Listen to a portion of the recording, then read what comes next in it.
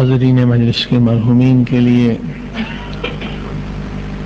تمام شہداء اسلام کے لیے، بزرگ علماء، مجتہدین، مجاہدین، عزادار، ماتمی جو اس دنیا سے گزر گئے ہیں، سب کے لیے ایک سورہ فاتحہ۔ بسم اللہ الرحمن الرحیم، للہ رب العالمین، مالک یوم الدین، نستعین اهدنا الصراط الذین انعمت علیہم غیر المغضوب علیہم ولا الضالین۔ بسم اللہ الرحمن الرحیم، قل هو اللہ احد اللہ الصمد لم یلد ولم یولد ولم یکن۔ بسم اللہ الرحمن الرحیم، قل هو اللہ احد لم یلد ولم یولد ولم یکن۔ بسم اللہ الصمد لم یلد ولم یولد ولم یکن۔ اللہم صلی صلوات پر محمد وعلی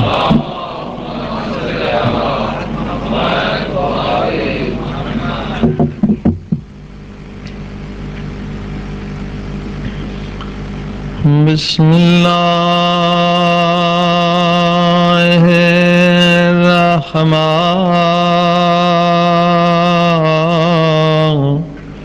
الرحمن الرحیم، الحمد للہ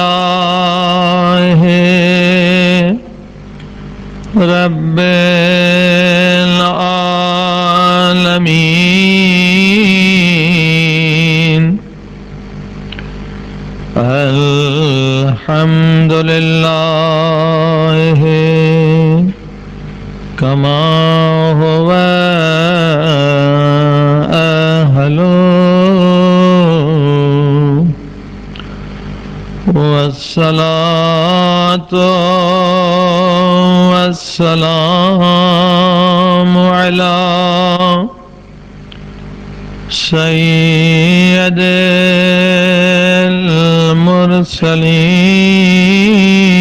المرسلین وخاتم النبیین ابی القاسم محمد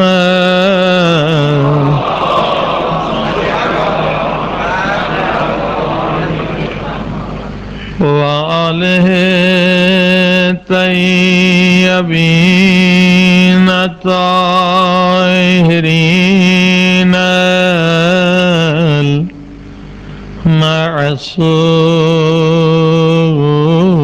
المعصومین۔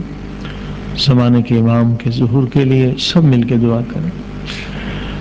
الہی عظم البلاء وبرہ الخفاء وانکشف الغطاء وانقطع الرجاء وضاقت الأرض ومنعت السماء وأنت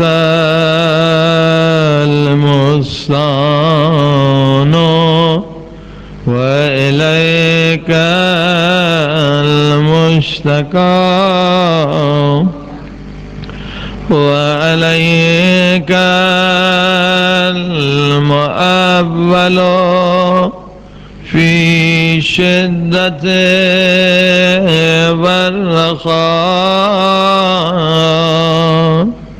اللهم صل على محمد وآل محمد أولي الأمر الذين فرضت علينا طاعتهم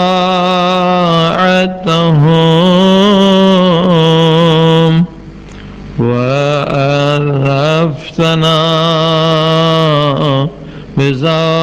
بك منزلتهم ففرج عنا بحقهم فرجا عاجلا قريبا كلمه البصر وهو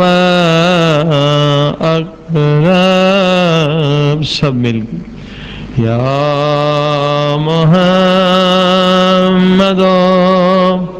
يا علي يا علي يا محمد يا محمد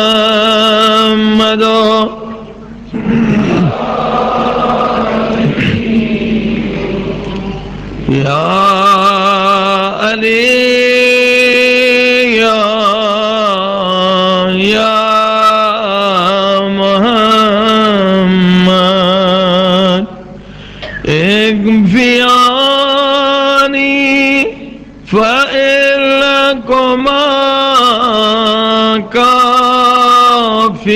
كافيان وانصراني فإنكما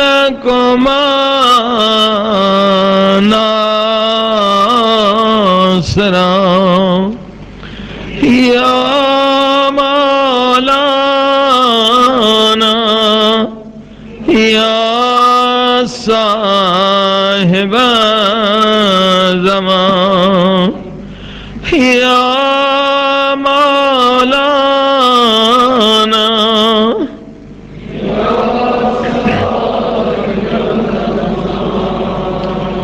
يا مولانا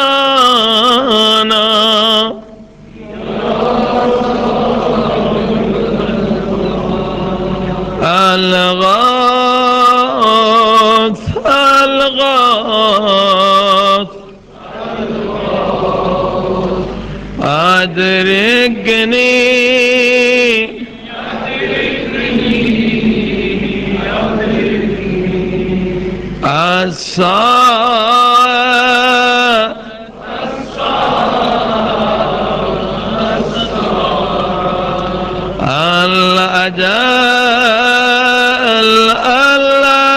الأجل يا أرحم الراحمين بحق محمد وآله الطاهرين صلوات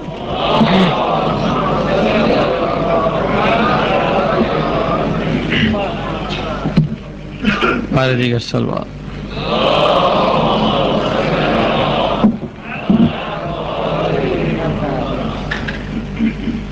أما بعد وقد قال الله تبارك وتعالى في كتابه المجيد بسم الله الرحمن الرحيم بقية الله خير لكم إن كنتم مؤمنين صلوات پر محمد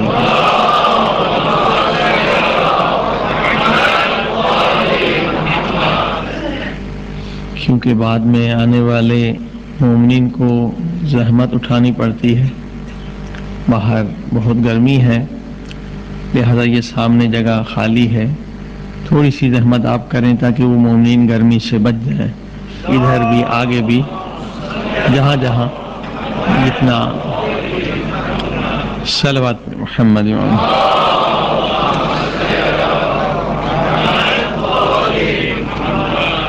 بارے کا صلوات.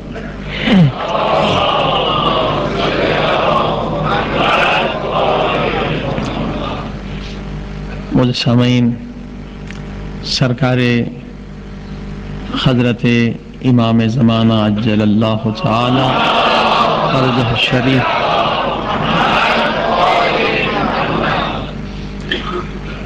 کی ذات مبارک، ان مجالس میں ہمارا عنوان ہے کہ اللہ کی زمین کبھی اللہ کے نمائندے سے خالی نہیں رہ سکتی۔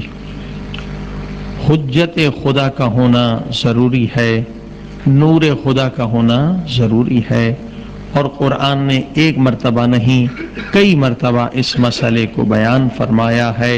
وَلِكُلِّ قَوْمٍ حَادٍ، یہ قرآن مجید کی آیت ہے کہ ہر قوم کے لیے اللہ نے ہادی بنایا ہے۔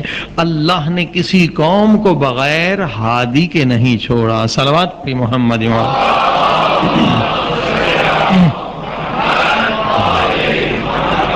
تو کیسے ممکن ہے کہ 1000 سال سے زیادہ عرصہ گزر جائے اور اللہ کی طرف سے ہادی موجود نہ ہو؟ صلوات پڑھیں محمد وآلہ۔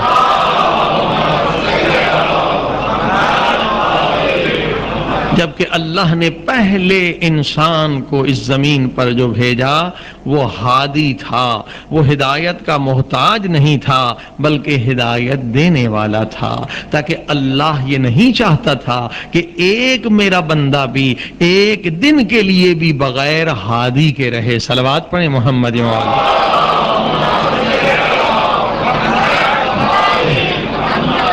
اور جہاں تک اعتراضات سے بہت سارے کے جوابات دیے گئے، امام کی عمر پر اعتراض کیا جاتا ہے تو قرآن میں اس کا جواب موجود ہے۔ حضرت نوح کی عمر 900 سال سے زیادہ ہے، حضرت عیسیٰ علیہ السلام آج تک زندہ ہیں، حضرت خضر علیہ السلام آج تک زندہ ہیں، حضرت الیاس آج تک زندہ ہیں۔ بھئی یہ تو اللہ کے انبیاء ہیں، لیکن کم بخت شیطان بھی ابھی تک زندہ ہے۔ صلوات پڑھیے محمد وآلہ محمد۔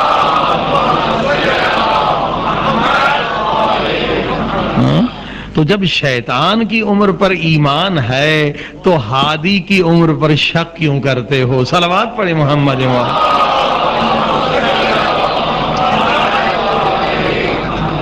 اور یہ جو آیت ہر روز ہم پڑھتے ہیں نا، اس میں بھی جواب ہے۔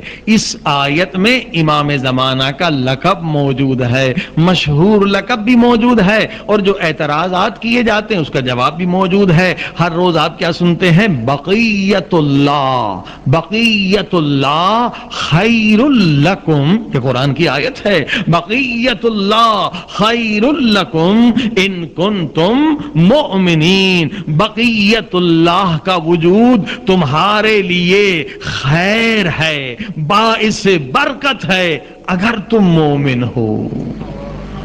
توجہ فرمائی آپ نے؟ یہ امام زمانہ کے القاب میں سے ایک لقب ہے کہ ہم پڑھتے ہیں السلام علیک یا بقیت اللہ۔ اللہ نے اس لقب سے امام کو خطاب کیا، اس لقب سے اس آیت میں ہمیں متوجہ کیا جس میں اعتراض کا جواب بھی ہے۔ بقیت اللہ کا ترجمہ کیا ہے؟ جسے آج تک اللہ نے باقی رکھا ہے۔ صلوات پڑھیں محمد وآلہ۔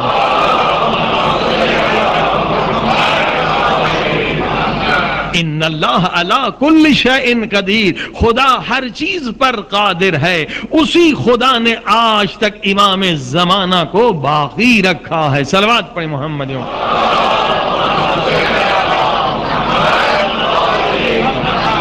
عزیزان گرامی، امام زمانہ عجل اللہ تعالی فرجہ الشریف کا وجود مبارک ہے کہ بہت ہی خطرناک سازشوں سے ہمیں ہمارے مولا نے نجات دلائی ہے۔ صلوات پڑھی محمد وآلہ۔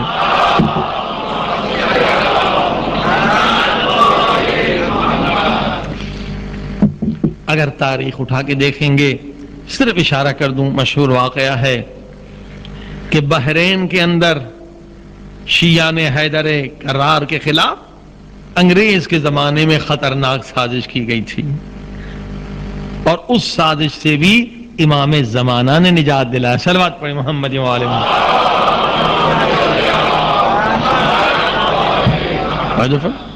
کیونکہ وزیر جو تھا اس نے کیا کیا کہ کچھ ایسے انار تھے، فروٹ کے درخت تھے، ان پر ایک سانچہ چڑھا دیا، اس میں نام تھے۔ اب جو انار بڑا ہو گیا وہ نام آ گئے، اب وہ بادشاہ کے پاس لے آئے کہ دیکھیے یہ نام آ گئے ہیں، اور شیعہ حضرات جو ہیں ان کو نہیں مانتے ہیں۔ اب یہ اللہ کی شان ہے، اللہ نے اس درخت پر ان کے نام لکھوا کے بتلایا ہے کہ یہ شیعہ مذہب جو ہے وہ باطل ہے. شیعہ لوگ نہیں مانتے. بادشاہ نے شیعہ کے بڑے بڑے لیڈروں کو بلایا کہ بھئی تم انہیں مانتے ہو؟ کہا ہم نہیں مانتے. کہا دیکھو تم انہیں نہیں مانتے, یہ تو درخت پہ نام آ گئے ہیں, پھل پہ نام آ گئے ہیں. اگر 3 دن کے اندر تم نے جواب نہیں دیا تو ہم تمہیں کافر ڈکلیئر کر دیں گے. یا انہوں نے 3 دن کی مہلت مانگی کہ ہمیں 3 دن کی مہلت دیجئے, ہم اس کا جواب لائیں گے. اب گئے سارے مومنین مل بیٹھے کہ بھئی ہم کیا کریں, اس سوال کا جواب کہاں سے لائیں؟ درخت ہے, اس میں انار ہے, اس میں یہ نام آ گئے ہیں جن کو ہم نہیں مانتے. اور بادشاہ وزیر نے کہا کہ اگر آپ اسے ثابت نہیں کر سکتے یا تو آپ ان کو مانیں یا ثابت کریں کہ یہ کیسے نام آ گئے ہیں. اب کہاں جائیں؟ کہا ایک ہی دروازہ ہے, وہ ہے امام زمانہ کا دروازہ.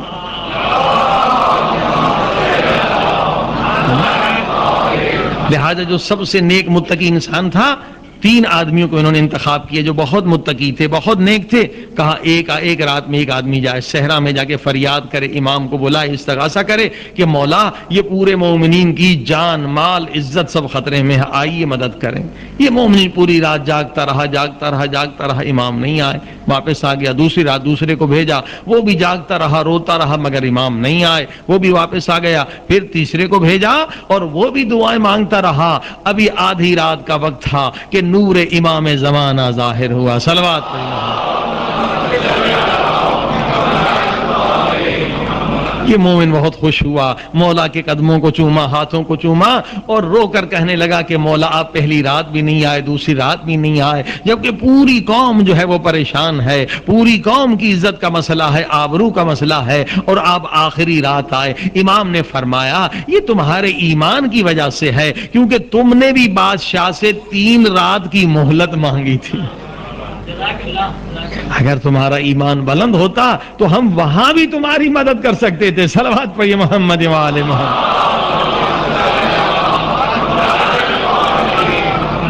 کہا مولا اب کیا کریں, یہ تو بہت بڑی سازش ہے. کہا کچھ بات نہیں ہے, بادشاہ کے پاس جاؤ, بادشاہ سے کہنا کہ اس کا جواب ہم دیں گے, مگر کہاں دیں گے؟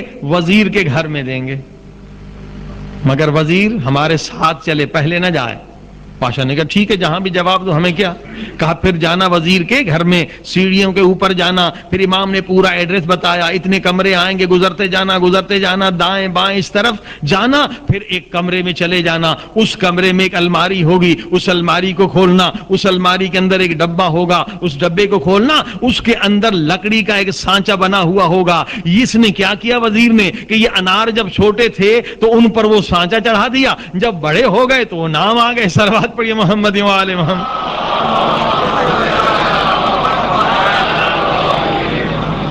اب یہ خوش خوش آتے ہیں بادشاہ کے پاس کہ ہم جواب دیں گے. کہا کہاں جواب دیں گے؟ کہا وزیر کے گھر میں دیں گے.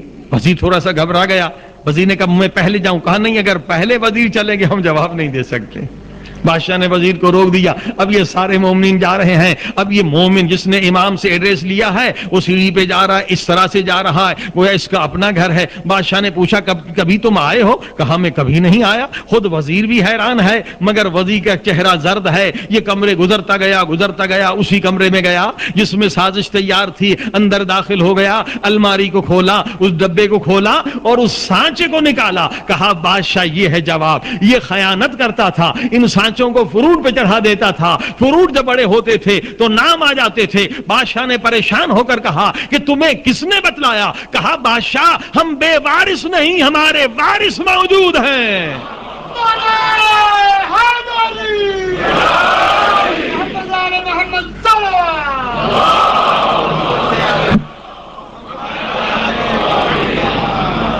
ہمارے امام موجود ہیں.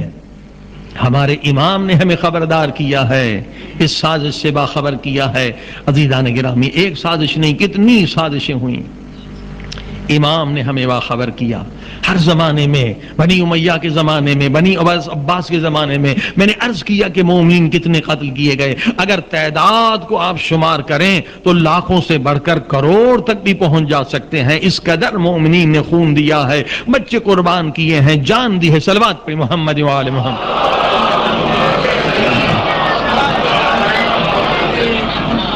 تو میں نے عرض کیا کل کہ خطرناک سازش جو تھی اسلام کے خلاف،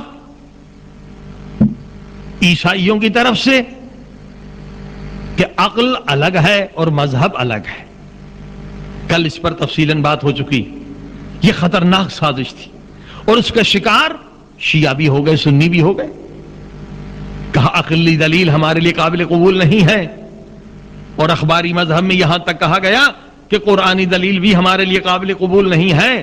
بے عقلی دلیل بھی اگر نہ مانے کوئی، قرآنی دلیل بھی نہ مانے تو اس مذہب کا تو خاتمہ ہو جاتا ہے. اگر ہم کسی کو مومن بناتے ہیں، مسلمان بناتے ہیں، تو پہلے عقلی دلیل کے ذریعے سے اور پھر قرآنی دلیل کے ذریعے سے، کیونکہ قرآن حجت ہے. عزیزان گرامی، لہذا اس سازش کو بھی امام زمان عجل اللہ تعالی فرج و شریف نے ختم کیا. صلوات پڑھی محمد والے.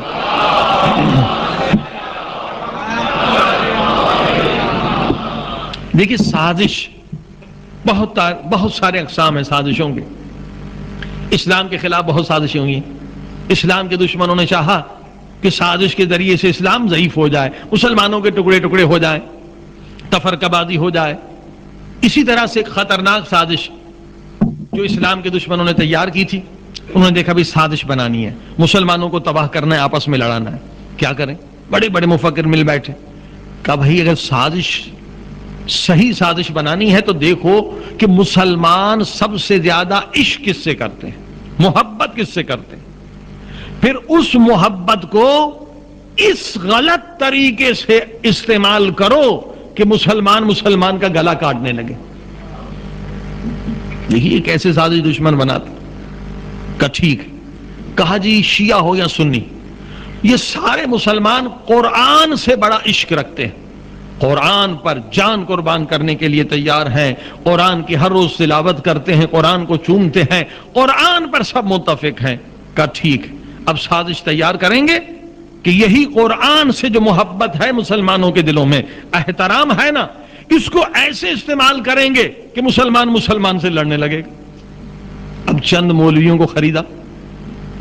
جتنے فرقے بنائے ہیں جاہلوں نے نہیں بنائے، سارے مولویوں نے بنائے. صلوات پڑھی محمد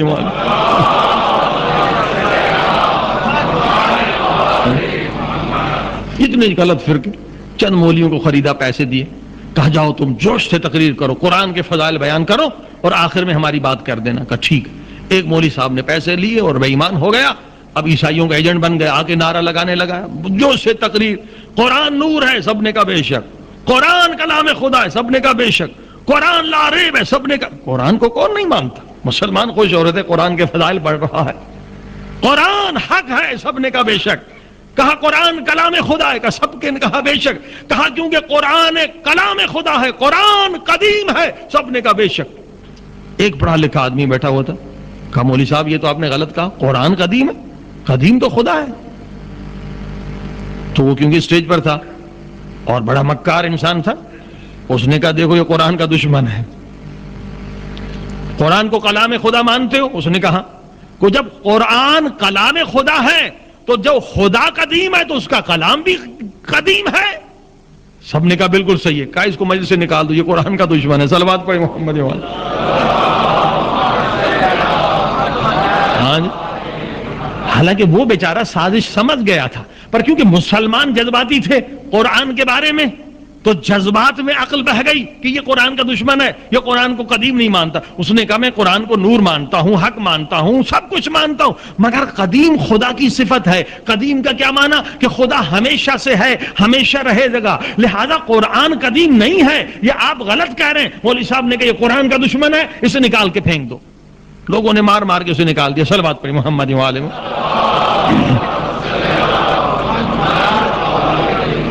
اس مسئلے پر مسلمانوں میں زبردست جنگ ہوئی.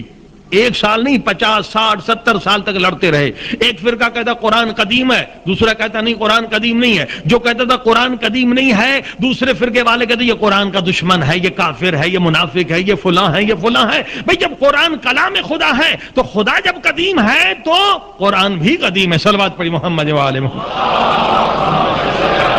ٹھیک ہے عزیزان کرام. اب یہ یا صلوات پڑھی محمد. اب آپ نے دیکھا سازش ایسے بنتی ہے، جذبات سے کھیلا جاتا ہے اور غلط رخ میں جذبات کا استعمال کیا جاتا ہے. دیکھیے کلام یعنی بولنا، ہم اپنی بات آپ تک نہیں پہنچا سکتے مگر دو ذریعے. انسان محتاج ہے. میں کچھ بولوں گا تو میری بات آپ کے سمجھ میں آئے گی, یا میں قلم سے لکھوں گا تو آپ میری بات سمجھ سکتے ہیں, اس کے علاوہ اور طریقہ نہیں ہے. ٹھیک ہے, میں اپنی بات آپ تک پہنچانے میں دو چیزوں کا محتاج ہوں, ایک کلام کا محتاج ہوں یا قلم کا محتاج ہوں. اس کے علاوہ کوئی ذریعہ نہیں ہے کہ آپ میری بات سمجھ سکیں. میں چپ رہوں تو آپ کو کیا پتا میں کیا کہہ رہا ہوں, میں بولوں گا تو آپ سمجھیں گے یا میں قلم سے لکھوں گا تو آپ سمجھیں گے. تو عزیزان گرامی, یہ تو انسان محتاج ہے اپنی بات پہنچانے میں کلام کا اور قلم کا, مگر خدا نہ کلام کا محتاج ہے نہ قلم کا محتاج ہے. فرمائیں, خدا اپنی بات ہم تک پہنچانے میں کلام کا محتاج نہیں ہے, قلم کا بھی محتاج نہیں ہے. کیوں؟ اس لیے کہ وہ ان اللہ علی کل شیء قدیر بھی ہے, وہ روح کا بھی خالق ہے, وہ عقل کا بھی خالق ہے. اگر وہ چاہے جو بات ہم تک پہنچانا چاہتا ہے وہ ہمارے دل میں ڈال دے گا, جسے الہام کہتے ہیں, ہم سمجھ جائیں گے.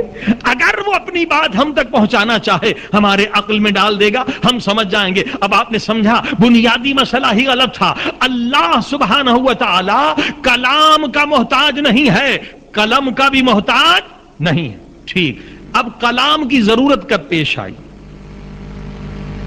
خدا کو کلام کی ضرورت کب پیش آئی؟ خدا تو ہمیشہ سے ہمیشہ رہے گا. کلام کی ضرورت اس وقت پیش آئی, کلام یعنی بولنا, گفتگو کرنا.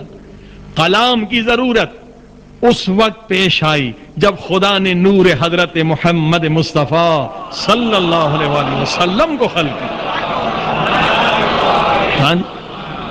جب کوئی تھا ہی نہیں تو خدا کس سے کلام کرے گا؟ جب خدا نے ہمارے پیارے نبی کے نور کو خلق کیا تو اب کلام کی ضرورت ہوئی. اسی لیے ہمارے رسول نے فرمایا اولو ما خلق اللہ نوری, اللہ نے سب سے پہلے میرے نور کو خلق کیا ہے. یعنی نور سرکار رسالت مآب کلام خدا سے بھی پہلے ہے. فرمائیے آپ نے, نور خدا, نور سرکار محمد مصطفیٰ صلی اللہ علیہ وآلہ وسلم کلام خدا سے پہلے ہے. پہلے نور مصطفیٰ کو خلق کیا, اب اپنے محبوب سے باتیں کی تو اب کلام بعد میں ہے. عزیزان گرامی, اب سازش کیا تھی؟ یہ مسلمان لڑائی کیوں گئے؟ ایک تو یہ تھا کہ آپس میں لڑیں, اور دوسرا مقصد کیا تھا؟ مسلمان آپس میں لڑ رہے تھے, کام عیسائیوں کا ہو رہا تھا, مذہب ان کا مضبوط ہو رہا تھا. کیوں؟ اگر مسلمان یہ عقیدہ رکھ لیں کہ قرآن قدیم ہے تو کیا ہوگا؟ کیوں قرآن قدیم ہے؟ کیونکہ قرآن کلام خدا ہے, اللہ کا کلام ہے. کیوں اللہ کا کلام ہے تو وہ قدیم ہے. تو قرآن کے اندر آیت ہے کہ حضرت عیسیٰ بھی کلمت اللہ ہیں, حضرت عیسیٰ بھی کلام خدا ہیں. مسلمانوں, اگر تم قرآن کو قدیم مانتے ہو تو عیسیٰ کو بھی قدیم ماننا پڑے گا. نعوذ باللہ, یعنی جب سے خدا تھا عیسیٰ بھی خدا کے شریک تھے. صلوات پڑھی محمد و آل محمد. اب آپ نے دیکھا کتنی خطرناک سازش تھی. عیسائیوں کا مذہب مضبوط ہو رہا تھا, مسلمان آپس میں لڑ رہے تھے. اگر ہم نے قرآن کو قدیم مان لیا تو کیونکہ کلام خدا ہے تو قرآن کی آیت حضرت عیسیٰ بھی کلمت اللہ ہے تو وہ بھی قدیم ہوں گے. اگر اسے بھی قدیم مانا تو یہ شرک ہے, شرک سے بڑا کوئی گناہ نہیں ہے. اب آپ نے دیکھا جب انسان جذبات میں آ جاتا ہے تو عقل اور فکر کے دروازے بند ہو جاتے ہیں, اور کام کس کا ہوتا ہے؟ ہم سمجھتے ہیں ہمارا کام ہو رہا ہے, کام دشمن کا ہوتا ہے. صلوات پڑھی محمد و آل محمد.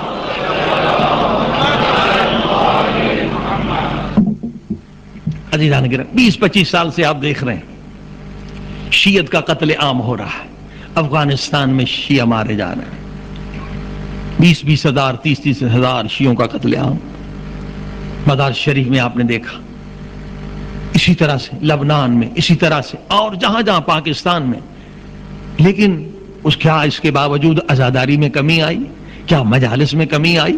کیا شیعوں کے تعداد میں کمی آئی؟ دیکھا نہیں، اور یہ بڑھ رہے ہیں پوری دنیا میں، اور مومنین کی تعداد بڑھ رہی ہے۔ میں نے عرض کیا کہ افریقہ میں جہاں ایک شیعہ نہیں تھا، الحمدللہ آج جہاں 1,00,000 شیعہ بن چکے ہیں، کہیں 2,00,000 شیعہ ہیں، شیعوں کی تعداد تو بڑھ رہی ہے۔ تو انہوں نے سوچا کہ یہ تو ختم ہوتی نہیں ہے یہ قوم، اس سے کیسے ختم کیا جائے؟ اور بڑی تحقیق، بڑے ماہرین، کئی پروفیسر کی تحقیق کے بعد انہوں نے نتیجہ دیا کہ شیعوں کے اندر ہیں 3 طاقتیں، ایک ان کا مرکز ایک ہے، ان کے ہاں تقلید اور مرجعیت ہے۔ جب تک ان کا مرکز ختم نہیں کریں گے شیعہ ختم ہوں گے نہیں، جتنے بھی ہم قتل کریں، جتنے بھی شہید ہو جائیں، اور مضبوط ہوتے جائیں گے۔ اور دوسری طاقت ہے ان کے پاس عزاداری سید الشہداء، اس کی وجہ سے ان کے دلوں میں ہمیشہ جذب شہادت رہتا ہے۔ اور تیسری طاقت ہے خمس کا نظام، کہ ان کے ہاں ہمیشہ ہر مومن پر واجب ہے خمس دینا، لہذا اسی خمس کے رقم سے کتابیں چھپتی ہیں، ان کے حوضے پہ چلتے ہیں۔ نجف میں، قم میں، پاکستان میں ہزاروں لاکھوں طلبہ علم آل محمد حاصل کرتے ہیں اور پوری دنیا میں تبلیغ کرتے ہیں۔ صلوات پڑھی محمد والے۔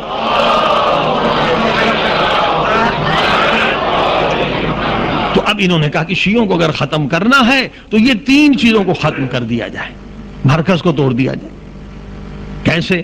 وہی جو ابھی آپ نے سنا کہ پہلے دیکھو شیعوں کے اندر جذباتی مسئلہ کون سا ہے، سب سے زیادہ جذباتی یہ کس مسئلے پر ہوتے ہیں؟ اسی جذباتی مسئلے کو ایسے استعمال کریں کہ ان کو پتہ نہیں چلے مگر ان کا مرکز ٹوٹ جائے۔ تو تحقیق کرنے والوں نے کہا کہ شیعوں کے اندر جو سب سے جذباتی مسئلہ وہ ولایت مولا علی کا مسئلہ۔ یہ ولایت علی ہر ایک شیعہ کے دل میں ہے، بچے بچے کے دل میں ہے۔ یہ ولایت علی کے لیے جان دینے کے لیے تیار ہیں، اولاد دینے کے لیے تیار ہیں، مال دینے کے لیے تیار ہیں۔ تو دشمنوں نے کہا ٹھیک ہے، اب اس ولایت علی کو ایسے استعمال کرو کہ عام بندے کو پتہ ہی نہ چلے، مگر ولایت علی کا نعرہ ہو، مگر اسی نعرے کے ذریعے سے مذہب علی کی تباہی اور بربادی کا بندوبست۔ توجہ فرمائیے آپ، جیسے ابھی آپ نے سنا کہ قرآن سے محبت ہے، اس محبت قرآن کے ذریعے سے ایک ایسا عقیدہ بناؤ کہ قرآن قدیم ہے، جو قرآن کو قدیم نہ مانے کوئی یہ قرآن کا دشمن ہے، نتیجہ آپس میں ٹکرائیں گے۔ اس سے 2 فائدے ہوں گے کہ شیعہ آپس میں لڑیں گے، ٹکرائیں گے، اور دوسرا فائدہ ان کا مرکز ختم ہو جائے گا۔ اور یہ سازش عملی طور پر تقریباً یہ 6-7 سال سے شروع ہوئی اور اس وقت بڑی عروج پر ہے۔ پنجاب میں خصوصیت کے ساتھ اسٹیجوں پر اعلان ہوتے ہیں کہ بھئی تشہد میں جو علی ولی اللہ نہیں پڑھتا اس کی نماز باطل ہے۔ کئی مساجد میں جھگڑے ہیں، ایک علی ولی اللہ پڑھتا ایک نہیں پڑھتا، آپس میں شیعہ لڑ رہے ہیں۔ کتنی مساجد، ہزاروں کا مجمع، ایک مولوی صاحب نے آ کے تقریر کی کہ جناب جو تشہد میں علی ولی اللہ نہیں پڑھتا اس کی نہ فقط نماز باطل ہے بلکہ وہ حرام زادہ ہے۔ اب بتائیے جتنا مجمع بیٹھا ہوا تھا اکثر تو نہیں پڑھتے تھے۔ اب اس کا مقصد یہ نہیں تھا کہ اپنے عقیدے کو بتائے، بنا کے عقیدے کو بتاؤ، اپنی دلیل دے دے بھئی میرا یہ عقیدہ ہے۔ اب کسی کو حرام زادہ کہنا تو یہ کیا مقصد ہے؟ کسی آپس میں لڑیں، دشمن اسلام چاہتے مسلمان لڑیں، پھر مسلمانوں کے اندر جتنے فرقے ہیں وہ آپس میں لڑیں۔ تو شیعوں کو لڑانے کی ایک سازش ہے۔ اب ظاہر ہے کہ لوگ غصے میں آ رہے تھے، بہت بڑا جلسہ تھا، 10-20 ہزار کا مجمع۔ اس نے کہا جی وہ تشہد میں جو علی ولی اللہ نہیں پڑھتا نماز تو اس کی باطل ہے مگر وہ حرام زادہ ہے۔ اب کچھ لوگ اٹھنے والے تھے مگر ایک عقل مند آدمی نے جھگڑے سے فتنے سے بچا لیا، کیونکہ یہاں جوش کی بات نہیں ہے، یہاں ہوش میں رہ کے جواب دینا ہے۔ اور وہ تو یہی چاہتے ہیں کہ ہمیں آپس میں لڑائیں، کوئی ایسے مسائل پیدا کریں جس سے شیعوں میں آپس میں لڑائی ہو۔ لہذا لوگ اٹھنے والے تھے، جنگ ہونے والی تھی۔ ایک عقل مند آدمی کھڑے ہو گئے، کہا مولوی صاحب قبلہ معاف کریے گا، آپ کے والد گرامی بھی نہیں پڑھتے تھے، میں نے خود سنا تھا۔ صلوات پڑھیے بابا سے بلند۔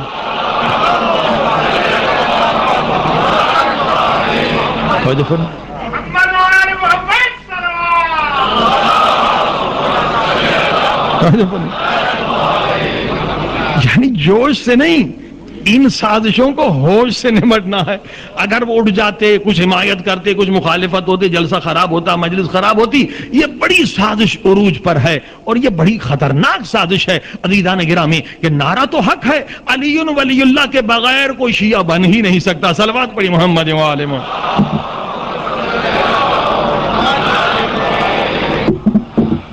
علی ولی اللہ ہمارا ایمان ہے، علی ولی اللہ ہماری پہچان ہے، علی ولی اللہ ہماری جان ہے. شیعہ بن نہیں سکتا اگر کوئی علی ولی اللہ کا منکر ہے. مگر عزیزان گرامی یہ سازش کیا ہے؟ یہ بالکل ویسی سازش ہے جیسے جنگ صفین میں دشمن علی نے دیکھا ہم ہار رہے ہیں، شکست کھا رہے ہیں، انہوں نے کیا کیا؟ دیکھا بس خیمے کے قریب مالک ابن اشتر پہنچنے والا ہے، مولا علی کی جنگ فاتح ہو جائے گی، ہم شکست کھا جائیں گے. انہوں نے سازش تیار کی، کہا فوراً نیزے پر قرآن بلند کر دو اور یہ نعرہ بلند کرو، لا حکم الا اللہ، لا حکم الا اللہ. سب نے نیزے پر قرآن بلند کیا، کہا لا حکم الا اللہ. کیا مانی؟ کہ حکم نہ علی کا چلے گا نہ علی کے دشمن کا چلے گا، حکم فقط خدا کا چلے گا. اب جو قرآن کو نیزوں پر دیکھا، جو جاہل تھے، جو بے ایمان تھے، جو کم سمجھ تھے، انہوں نے کہا ہم کیسے جنگ کریں مالک؟ انہوں نے قرآن اٹھا لیے ہیں اور بات بھی سچ کہہ رہے ہیں کہ حکم اللہ کا چلے گا، نہ علی کا حکم چلے گا نہ علی کے دشمن کا. جب یہ خبر مولا علی کو پڑی، مولا نے فرمایا یہ نعرہ حق ہے مگر ان کی نیت باطل ہے. صلوات پڑھیے محمد والے.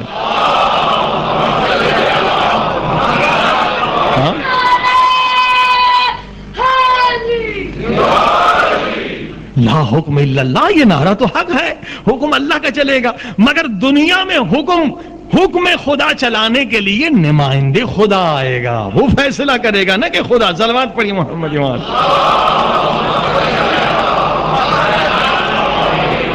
تو عزیزان کرام بالکل اسی طرح سے یہ سازش تیار کی گئی ہے جیسے جنگ صفین میں تیار کی گئی تھی. اور اس سے کتنے بے وقوف خارجی بنے. یہ جنگ صفین اسی سازش کے نتیجے میں ایک نیا مذہب بنا خوارج کا، جو خارجی بنے مولا علی کے مقابلے میں آئے. عزیزان گرامی یہ اسی سازش کا، خطرناک سازش کا نتیجہ تھا. آج بھی ہمارے مذہب اہل بیت کے خلاف یہ سازش بنائی گئی ہے. علی ولی اللہ نعرہ حق ہے، ہمارا ایمان ہے، مگر ان کی نیت باطل ہے. یہ چاہتے اس نعرے کے ذریعے سے شیعوں میں انتشار پھیلائیں. صلوات پڑھی محمد.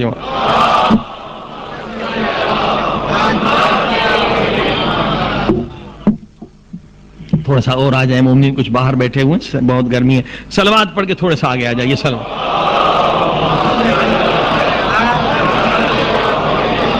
بار دیگر صلوات پڑھی.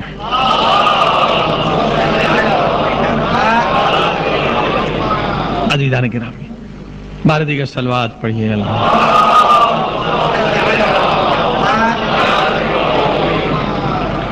علی ولی اللہ کے بغیر کوئی شیعہ نہیں ہو سکتا. دوسرے مسلمانوں سے جو ہمارا امتیاز ہے وہ اسی بات پر ہے کہ ہم علی ولی اللہ کے قائل ہیں. توجہ فرمائیے آپ نے عزیزان گرامی، کوئی شیعہ نہیں جو علی ولی اللہ کا انکار کرے. مگر یہ جو نعرہ ہے اس میں ان کی نیت کیا ہے کہ شیعہ سے لڑیں اور مرکز ہمارا ختم ہو جائے. اب جناب کئی پمفلیٹ بانٹے گئے اس مرتبہ محرم میں، کتابیں چھاپی گئیں. کچھ کتابیں الحمدللہ ایران میں ضبط ہو گئیں، بڑی خطرناک کتابیں چھاپی تھیں. اور کچھ پمفلیٹ بڑی تعداد میں، ہزاروں شاید لاکھوں کی تعداد میں بٹے اور اس میں چند کتابوں کے حوالے بھی دیے گئے. بہار الانوار ہماری کتاب علامہ مجلسی کی، اس کا حوالہ دیا. ایک کتاب فقہ امام رضا، اس کا حوالہ دیا کہ حضرت امام جعفر صادق علیہ السلام ارواحنا لہ الفدا، ہمارے امام اس طرح سے تشہد پڑھتے تھے. جو انہوں نے لکھا وہ سن لیجئے کہ مجلسوں میں بتاتے ہیں کہ امام کس طرح سے تشہد پڑھتے تھے. اشہد انک نعم الرب واشہد ان محمدا نعم الرسول واشہد ان علی ابن ابی طالب نعم الولی. یعنی میں گواہی دیتا ہوں کہ میرا رب کتنا اچھا ہے، میرے نبی کتنے اچھے ہیں اور مولا علی کتنے اچھے ولی ہیں. یہ تشہد لکھا کہ امام پڑھتے تھے. کتاب کا حوالہ دیا بہار الانوار کا اور دوسری کتاب فقہ رضا. بہار الانوار علامہ مجلسی کی کتاب ہے، 100 جلدوں سے زیادہ. انہوں نے کہا کہ میں نے یہ حدیثیں جمع کی ہیں، میں نے چیک نہیں کیا کون سی صحیح ہے کون سی غلط ہے. گاؤں سے میں نے حدیثیں جمع کی. پتا چلا اس مومن کو 5 حدیثیں یاد ہیں، میں نے وہ لکھ لی. دوسرے گاؤں میں گیا، تیسرے گاؤں میں گیا، میں نے کلیکشن کیا ہے. اب یہ آنے والے علماء کا کام ہے کہ دیکھیں یہ حدیث قرآن کے مطابق ہے تو صحیح ہے، اگر قرآن کے مطابق نہیں ہے تو یہ صحیح نہیں ہے. توجہ فرمائے عزیزان گرامی، لہذا ہر حدیث کو ہم نہیں مانتے. صلوات پڑھی محمد و آل محمد.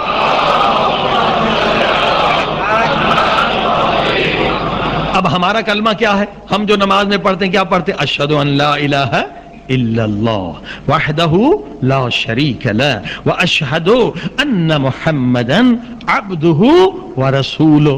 بھائی اگر وہ روایت صحیح ہے تو ہم سب کی نماز ہی غلط ہے، ٹھیک ہے کہ ہمارا کلمہ تو دوسرا ہے، وہ ہمارا تشہد تو الگ ہے۔ اب آئیے اسی پر ہم گفتگو کریں۔ دیکھیے حضرت امام جعفر صادق علیہ الصلوۃ والسلام نے فرمایا، اور کل آپ نے اللہ کے رسول کا بھی فرمان سنا، دونوں نے فرمایا، دونوں معصومین نے فرمایا کہ جھوٹ بولنے والے ہم پر جھوٹ بولیں گے، حدیثیں بنائیں گے، اگر اے شیعو ہر حدیث کو مت لینا، دیکھنا کون سی حدیث جو ہے قرآن کے مطابق ہے اسے لینا۔ اور پھر امام جعفر صادق علیہ الصلوۃ والسلام فرماتے ہیں کہ جھوٹ بولنے والوں نے ہم پر اتنا جھوٹ بولا ہے، اتنا جھوٹ بولا ہے، گویا جھوٹ بولنا خدا نے ان پر واجب کیا تھا، اتنا جھوٹ بولا ہے، بادشاہوں سے پیسے کھائے، ہمارے خلاف پروپیگنڈا کیا کہ یہ امام کی حدیث ہے تاکہ مذہب اہل بیت بدنام ہو جائے۔ کہا اے شیعو جب بھی کوئی حدیث آ جائے تو فوراً اسے تسلیم نہ کرنا، دیکھنا راوی کون ہے، بیان کرنے والا کون ہے، اور دیکھنا وہ حدیث قرآن کے مطابق ہے یا نہیں۔ اسی طرح سے ایک صحابی ہے حضرت امام علی رضا علیہ الصلوۃ والسلام،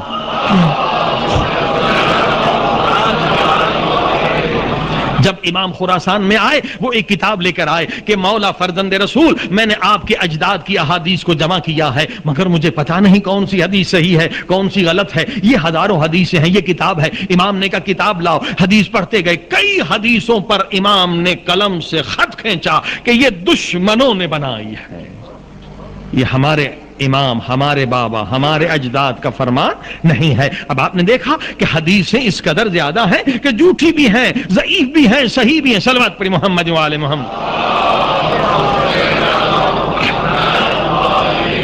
میں اس سے بھی آسان کر دوں، نہج البلاغہ میں مولا علی علیہ السلام نے حدیث کے بارے میں بہترین اصول بتلائے ہیں، مولا کا خطبہ ہے نہج البلاغہ میں، مولا علی فرماتے ہیں حدیث بیان کرنے والوں کی 4 قسمیں ہیں۔ ایک تو ان لوگوں نے حدیث بیان کی ہیں جو اسلام میں صرف اس لیے داخل ہو گئے تھے تاکہ اسلام کو نقصان پہنچائیں، وہ منافق ہیں، کبھی کسی منافق کی حدیث کو نہ ماننا، چلو منافق تو ختم۔ دوسری حدیث بیان کرنے والے مولا علی فرماتے ہیں ایک مومن ہے، اس نے حدیث بیان کی ہے مگر اس کا حافظہ صحیح نہیں ہے، حدیث اس نے سنی تھی امام سے یا نبی سے مگر آدھی بھول گیا، آدھی یاد ہے، جو کام کی چیز تھا وہ بھول گیا، جو اہم چیز تھی وہ بھول گیا، جو یاد ہے اسے ٹکڑا، اسے بتانے سے نہ بتانا بہتر ہے۔ مولا فرماتے ہیں اس سے بھی حدیث نہ لینا، مومن ہے حافظہ ضعیف ہے۔ پھر مولا علی فرماتے ہیں تیسرا حدیث بیان کرنے والا بھی مومن ہے، وہ مومن بھی ہے، حافظہ بھی صحیح ہے، حدیث اس کو بالکل یاد ہے مگر اس سے میں بھی ایک نقص ہے۔ مولا اس میں کیا نقص ہے؟ اس نے حدیث تو سنی ہے مگر اسے یہ نہیں پتا کہ اس حدیث کے بعد نبی نے یا امام نے دوسرا حکم دیا اور کہا وہ حکم پہلے والا منسوخ ہے، وہ حکم کینسل ہے۔ فرمائیے اب کتنے مومنوں کو مثلا امام نے کہا کہ تم وضو کا طریقہ جو ہے اہل سنت کی طرح وضو کرو،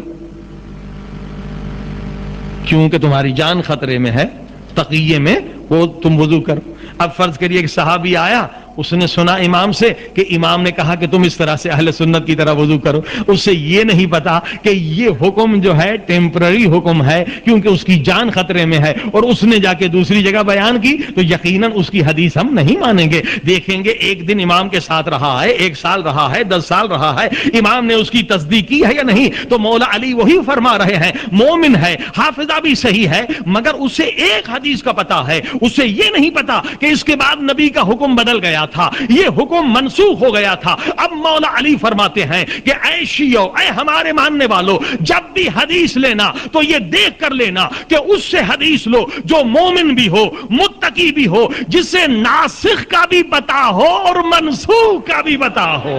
صلوات پڑھیے محمد والے۔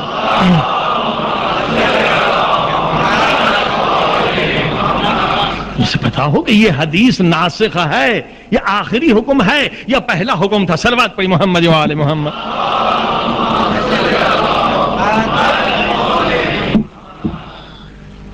مومنین اب بھی آ رہے ہیں، تھوڑا صلوات پڑھ کے جتنی گنجائش ہے اور تھوڑے سے نزدیک آ جائیے، صلوات پڑھی محمد.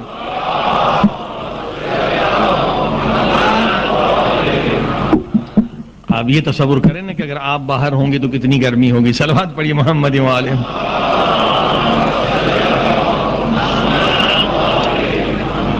نعرہ دیگر صلوات پڑھیے.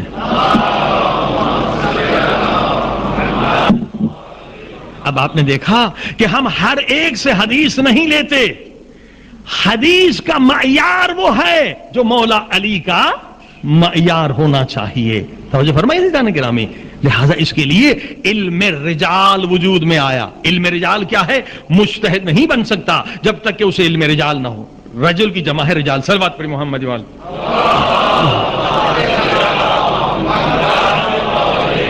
علم رجال کیا ہے؟ جب تک کہ مجتہد اس علم میں پی ایچ ڈی نہ کر لے. یہ لازمی علم ہے کہ جتنے حدیث بیان کرنے والے اصحاب ہیں، پیغمبر کے اصحاب ہیں، 11 اماموں کے اصحاب ہیں، جتنے اصحاب ہیں ان کا کردار دیکھنا پڑتا ہے، ان کا ایمان دیکھنا پڑتا ہے. امام نے ان کی تائید کی ہے نہیں کی، وہ سچے تھے، جھوٹے تھے، بزدل تھے، بہادر تھے، دنیا پرست تھے، خدا پرست تھے. یہ سب چیزیں علم رجال میں آتی ہیں. جب تک کہ ثابت نہ ہو کہ یہ مولا علی کے معیار پر پورا اترتا ہے تب تک مجتہد اس سے حدیث نہیں لیتا. صلوات پڑھی محمد.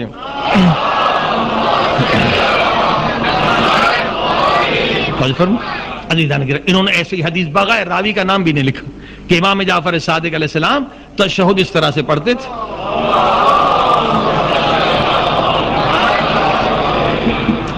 اب جس کتاب دوسرے کتاب میں یہ حدیث ہے، فقہ امام رضا کتاب میں، اس میں یہ بھی حدیث ہے کہ امام کا نام لے کر ایک راوی نے جھوٹ بولا کہ امام جو ہے وضو میں پاؤں دھوتے تھے، مسح نہیں کرتے تھے.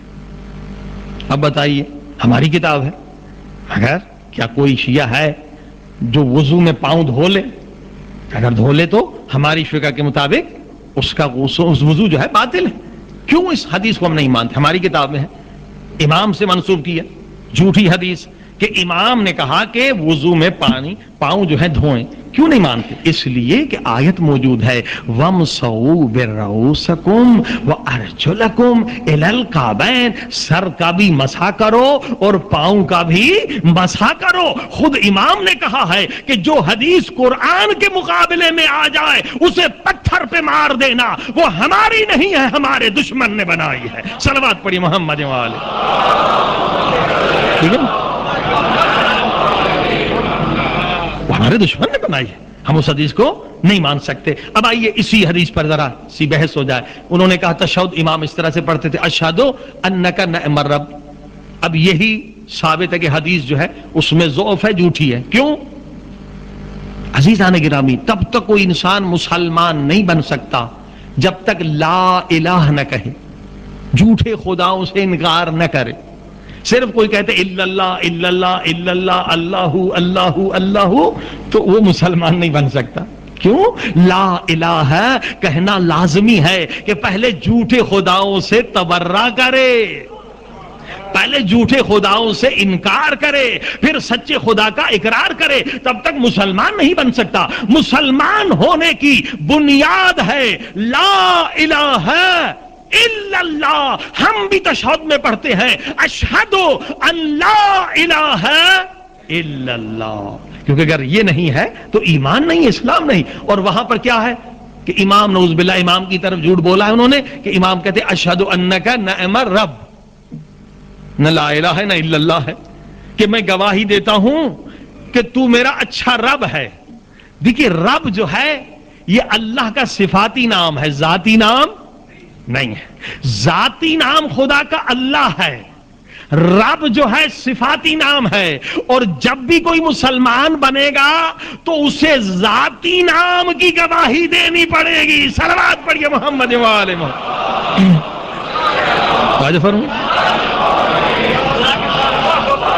صفاتی نام کی گواہی نہیں چلے گی کہ رب کا لفظ سورہ یوسف میں جا کے دیکھیں مصر کے کافر بادشاہ کے لیے بھی استعمال ہوا ہے. رب یعنی پالنے والا. رب کا لفظ 12ویں سورہ یوسف میں مصر کے کافر بادشاہ کے لیے بھی استعمال ہوا ہے. مگر اللہ اس میں ذاتی ہے، لہذا یہیں سے یہ جھوٹ ثابت ہو رہا ہے کہ یہ حدیث جو ہے جھوٹی ہے. اشہد انک نعم الرب نہیں ہوگا بلکہ ہوگا اشہد ان لا الہ الا اللہ. صلوات پڑھی محمد و آل محمد.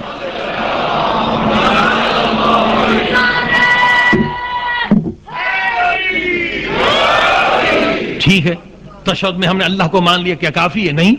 اللہ کو عیسائی بھی مانتا ہے، اللہ کو یہودی بھی مانتا ہے.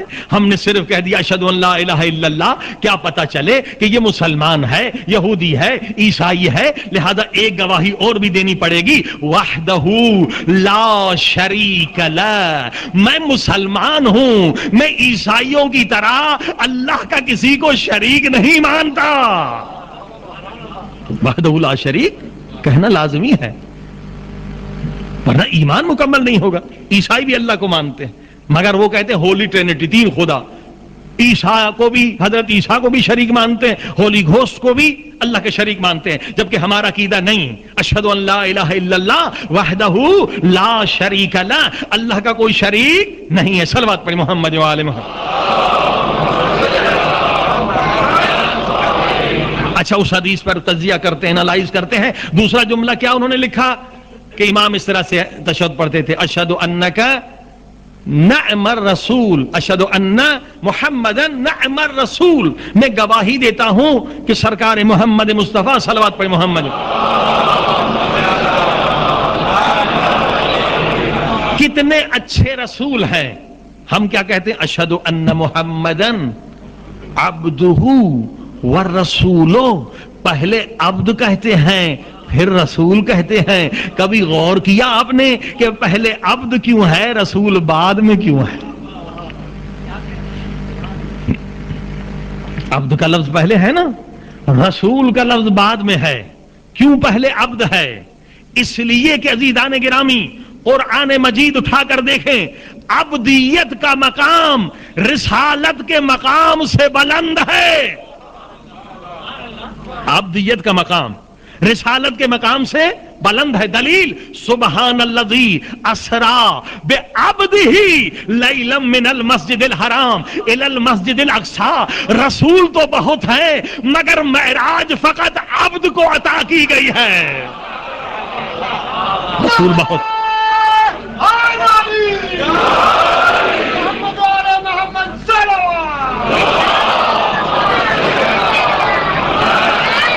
فرما رسول بہت ہیں مگر معراج جو ہے خدا نے اپنے عبد کو عطا کی ہے. تو عزیزان گرامی، اگر تشہد میں کوئی عبد کا لفظ نکال رہا ہے یعنی پیغمبر کے شان کو گھٹا رہا ہے، یہ دشمن پیغمبر ہے، یہ معراج کا انکار کر رہا ہے.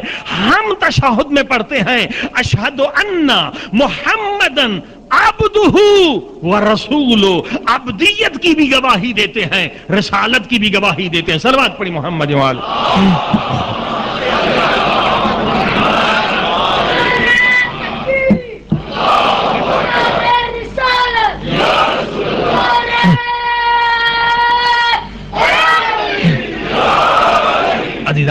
اب دوسری دلیل وہ دیتے ہیں لوگوں کو گمراہ کرنے کے لیے کہ سورہ معارج میں ہے کہ 3 یا 3 سے گواہی دینے والے مومن ہیں. اگر آپ نے تشہد میں مولا علی کی ولایت کی گواہی نہ دی تو آپ کی 2 گواہیاں ہوں گی، تو آپ مومنین میں شامل نہیں ہو سکتے. قرآن نے لکھا ہے کہ 3 یا 3 سے زیادہ گواہیاں ہوں سورہ معارج میں. عزیزان گرامی، ہم بھی 3 سے زیادہ گواہی دیتے ہیں. اشہد ان لا الہ الا اللہ، یہ ہم نے اللہ کی الوہیت کی گواہی دی کہ ہم خدا کو مانتے ہیں. پھر دوسری گواہی وہ یعنی اور وحدہ، پھر ہم نے کہا کہ وحدہ لا شریک لہ، صرف ہم اسے خدا نہیں مانتے بلکہ اسے وحدہ لا شریک بھی مانتے ہیں. یہ دوسری گواہی دی. پھر تیسری گواہی دی واشہد ان محمدن عبدہ، یہ تیسری گواہی ہے. ورسولہ، یہ چوتھی گواہی ہے. وہ اعتراض کر دیں کہ آپ کا تشہد غلط. ہم بھی 4 گواہی دیتے ہیں لیکن عزیزان گرامی، کیونکہ اسی پیغمبر نے فرمایا اولنا محمد، اوسطنا محمد، آخرنا محمد وکلنا محمد. میرا پہلا 12 کے بارے میں فرمایا ہمارا پہلا بھی محمد ہے، ہمارا درمیانہ بھی محمد ہے، ہمارا آخری بھی محمد ہے، ہم 12 کے 12 محمد ہیں. تو جب ایک محمد کی گواہی آ گئی تو اس میں سارے محمد شامل ہیں. صلوات پڑھیے محمد والے محمد.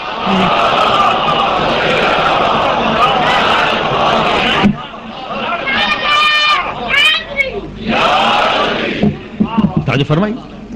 اب اصل مقصد کیا ہے؟ بات صرف یہ نہیں ہے کہ علی ولی اللہ پڑھا جائے، اصل یہ بنیاد مذہب شیعہ کو ختم کرنے کی سازش. وہ کیسے؟ دیکھیے، اب یہ 2 کتابوں کی آپ نے حدیث سن لی. اب کوئی آدمی نے جا کے 5 کتابیں پڑھی، اس میں 5 حدیثیں مل گئی، اس نے ایک اپنا نیا عقیدہ بنا لیا، فتویٰ دے دیا کہ بھئی ایسے کرو نماز میں. ٹھیک ہے. پھر ایک آدمی گیا، اس نے 10 کتابیں جا کے پڑھ لی، اس نے 10 کتابوں میں سے 10 حدیثیں نکالی، اس نے کتاب لکھی کہ بھائی نماز میں ایسے کرو، اس نے فتویٰ دے دیا. کسی نے جا کے 100 کتابیں پڑھی، اس نے 50 حدیثیں نکالی، اس نے اپنا فتویٰ دے دیا. عزیزان گرامی، ہمارے مذہب کی مضبوطی یہ ہے، ہمارے مذہب کی مضبوطی اور عظمت یہ ہے کہ ہمارے ہاں ہر ایک مفتی نہیں، ہمارے ہاں کوئی مفت میں مفتی نہیں بنتا. صلوات پڑھیے محمد.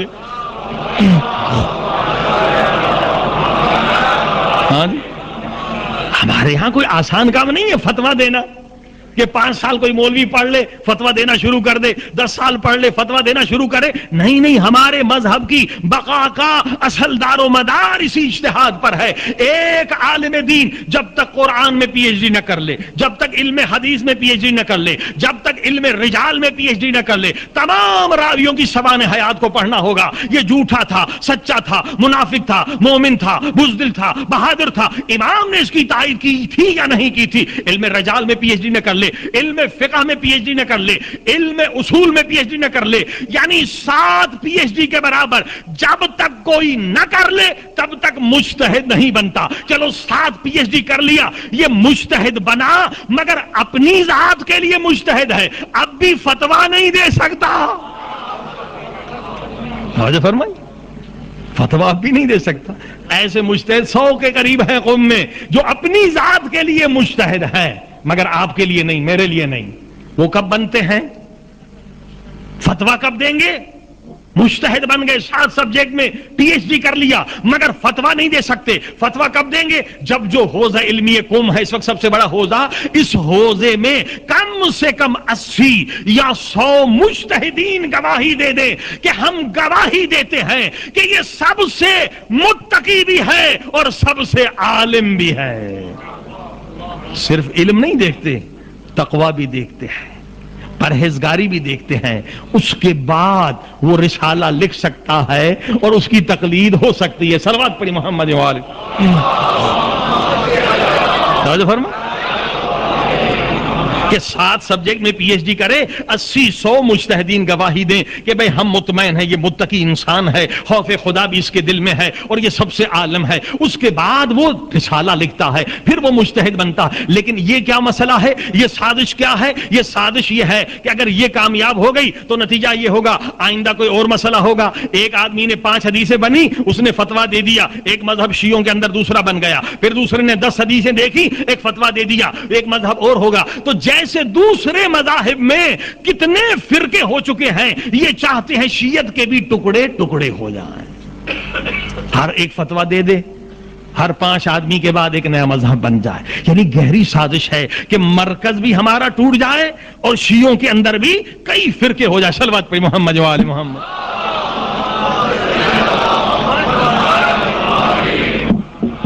اور یہی وہی مردہ مذہب جس کی بات ہو رہی تھی، اخباریت.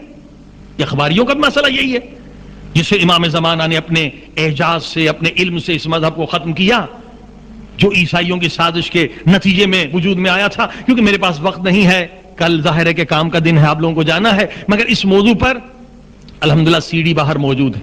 تقریباً 18 گھنٹے اس سال ہم نے کراچی میں خرچ کیے ہیں اس موضوع کو سمجھانے کے لیے. ایک ایک بات تفصیل ہے, کتابوں کے حوالے, آیتوں کے حوالے, وہ سی ڈی پہ وہ مجالس سے موجود ہیں, اور اس کے ساتھ ایک مناظرہ بھی موجود ہے. انشاءاللہ آج کے موضوع کے ساتھ مناظرہ بھی اس میں موجود ہے کہ اہل سنت کے عالم کے ساتھ. عزیزان گرامی, تفصیل سے آپ سن سکتے ہیں. صلوات پڑھی محمد و آل محمد.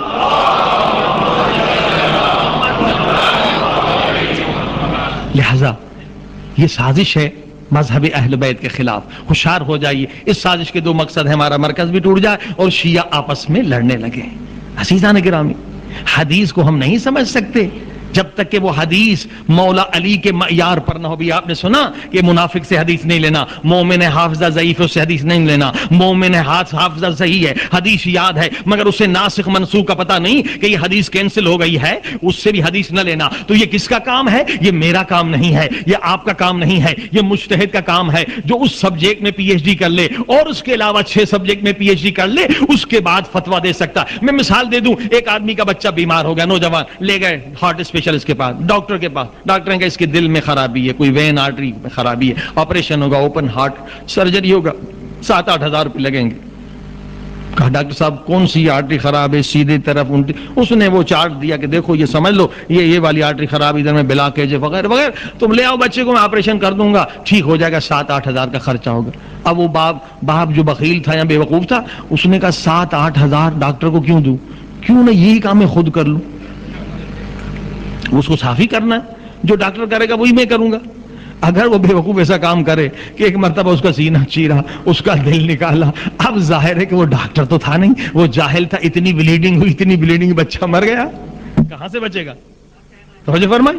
اب پوری دنیا اس پہ لعنت کرے گی یا نہیں کرے گی کہ تو اپنے بیٹے کا قاتل ہے 7-8 ہزار کی وجہ سے. کہا اس نے کہ بھائی وہی کام جو ڈاکٹر کرتا وہی میں نے کیا. کہ بے وقوف, وہ ڈاکٹر نے 10-15-20 سال علم حاصل کیا ہے, تو جاہل ہے, تو بیٹے کا قاتل ہے. بالکل اسی طرح سے عزیزان گرامی, اگر کوئی 5-10 کتابیں پڑھ کر اور حدیثیں دیکھ کر فتویٰ دینا شروع کرے, وہ دین کا قاتل ہے. دین کا قاتل اصل سازش کہ چاہتے ہیں کہ دین قاتل ہو جائے, دین ختم ہو جائے.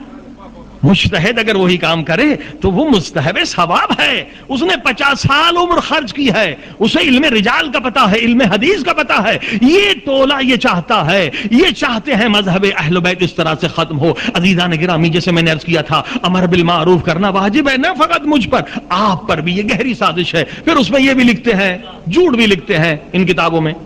وہ جتنے بزرگ علماء گزر گئے ہیں, مرحوم آیت اللہ رضماغا خوئی, مرحوم آیت اللہ رضماغا گل پائگانی, مرحوم آیت اللہ عبداللہ شیرازی, مرحوم آیت اللہ مراشی نجفی, ان کے فتوے چھاپتے ہیں اور لکھتے ہیں کتاب میں بغیر ترجمے کے, فتوے عربی فارسی میں چھاپ دیے.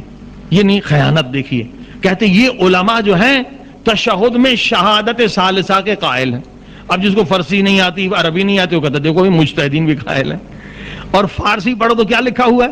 مثلا اس زمانے میں کسی نے پوچھا تھا مجتہدین سے کہ بھائی تشہد میں اگر ہم علی ولی اللہ پڑھیں تو کیا نماز باطل ہو جائے گی؟ تو مجتہد نے کہا نہیں, نماز باطل نہیں ہوگی. مبطلات نماز آپ کو پتہ ہے کہ نماز کیوں باطل ہوتی ہے. اگر رخ جو ہے کعبۃ اللہ سے ہٹ جائے, کہا ہو جائے, یا اس طرح کی چیزیں جو بچوں کو یاد کرائی جاتی ہیں. علی ولی اللہ اگر پڑھیں تو مجتہدین نے کہا نماز باطل نہیں ہوگی. جیسے آپ دیکھیے ربنا اغفر لی ولوالدی وللمؤمنین, اور بہت ساری دعائیں ہیں. ہم نماز تہجد میں والدین کے لیے بھی دعا پڑھتے ہیں, 40 مومنین کا نام لیتے ہیں نا, تو کیا نماز باطل ہو جاتی ہے؟ نماز تو باطل نہیں ہوتی. یا مثلا بہت سارے علماء ہیں رکوع میں پڑھتے اللہم صلی علی محمد وعلی محمد وعجل فرجہم. جتنی دعائیں آپ پڑھ لیں نماز باطل نہیں ہوگی. ٹھیک ہے, امام کا جلد ظہور ہو جائے تو ان علماء نے لکھ دیا کہ جی نماز باطل نہیں ہوتی. اب اس کو غلط انداز سے پیش کرتے ہیں. لیکن اس وقت کے جو مراجع, کیونکہ پہلے یہ مسئلہ 6-7 سال پہلے نہیں تھا, اس وقت کے مراجع جتنے بھی ہیں, جب ان سے پوچھا گیا کہ قبلہ یہ جو ٹولہ ہے پاکستان میں خصوصیت کے ساتھ جو کہتے ہیں تشہد میں علی ولی اللہ, نہ فقط وہ خود پڑھتے ہیں کہ ثواب کی طرح یا کسی اور اچھی نیت سے, بلکہ ان کی نیت یہ ہے, وہ کہتے ہیں جو علی ولی اللہ نہیں پڑھتا اس کی نماز باطل ہے. بلکہ اس سے بھی بدتر آپ نے سنا کہ جو علی ولی اللہ نہیں پڑھتا وہ حلال زادہ بھی نہیں ہے. جب یہ باتیں مجتہدین کو بتائی گئیں تو انہوں نے وہی جواب دیا جو مولا علی کا جواب ہے کہ علی ولی اللہ یہ نعرہ حق ہے مگر ان کی نیت باطل ہے. صلوات پڑھی محمد و آل محمد. ان کا مقصد ہے شیعوں میں فرقے فرقے ہو جائیں اور اصل جو بنیاد ہے شیعت کی مرکز ہے وہ ختم ہو جائے. صلوات پڑھی محمد. عزیزان کرام لہذا ہوشیار رہیے ان سازشوں سے, باخبر رہیے. ہر ایک مسلمان کا فرض مومن کے خلاف جو بھی سازشیں ہو رہی ہیں, مذہب اہل بیت مظلوم ہے, اس کا دفاع ہم سب پر واجب ہے. صلوات پڑھی محمد وآلہ. دیکھیے باہر کے دشمن سے کوئی خطرہ نہیں ہے مگر اندر کا دشمن زیادہ خطرناک ہے, اور اندر کے دشمن میں بھی ایک تو ایجنٹ ہوتا ہے کرائے کا, اس سے خطرہ نہیں, جو بے وقوف بن جاتا ہے اس سے زیادہ خطرہ ہے. صلوات پڑھیے محمد وآلہ. ہاں جی, خارجی بے وقوف بن گئے, سازش کسی اور کی تھی مگر انہوں نے ایک بہت بڑا فتنہ مولا علی کے لیے کھڑا کر دیا. ایک اسی طرح کی ایک سازش جو ہے اس سے ہوشیار رہیے. ہمارے استاد ہیں آیت اللہ جعفر سبحانی, اردن گئے ایک یونیورسٹی میں, ان کا پروگرام تھا لیکچر دینے کا. جب وہاں تقریر کرنے گئے تو جو چند نوجوان تھے انہوں نے ہنگامہ کر دیا کہ یہ تو مشرک ہے, یہ تو نجس ہے, ہم اس کی تقریر نہیں سنیں گے, نہیں سنیں گے. نعرے بلند ہو گئے. تو یہ آیت اللہ 80-90-100 کتابوں کے رائٹر ہیں, بہت بڑے عالم ہیں.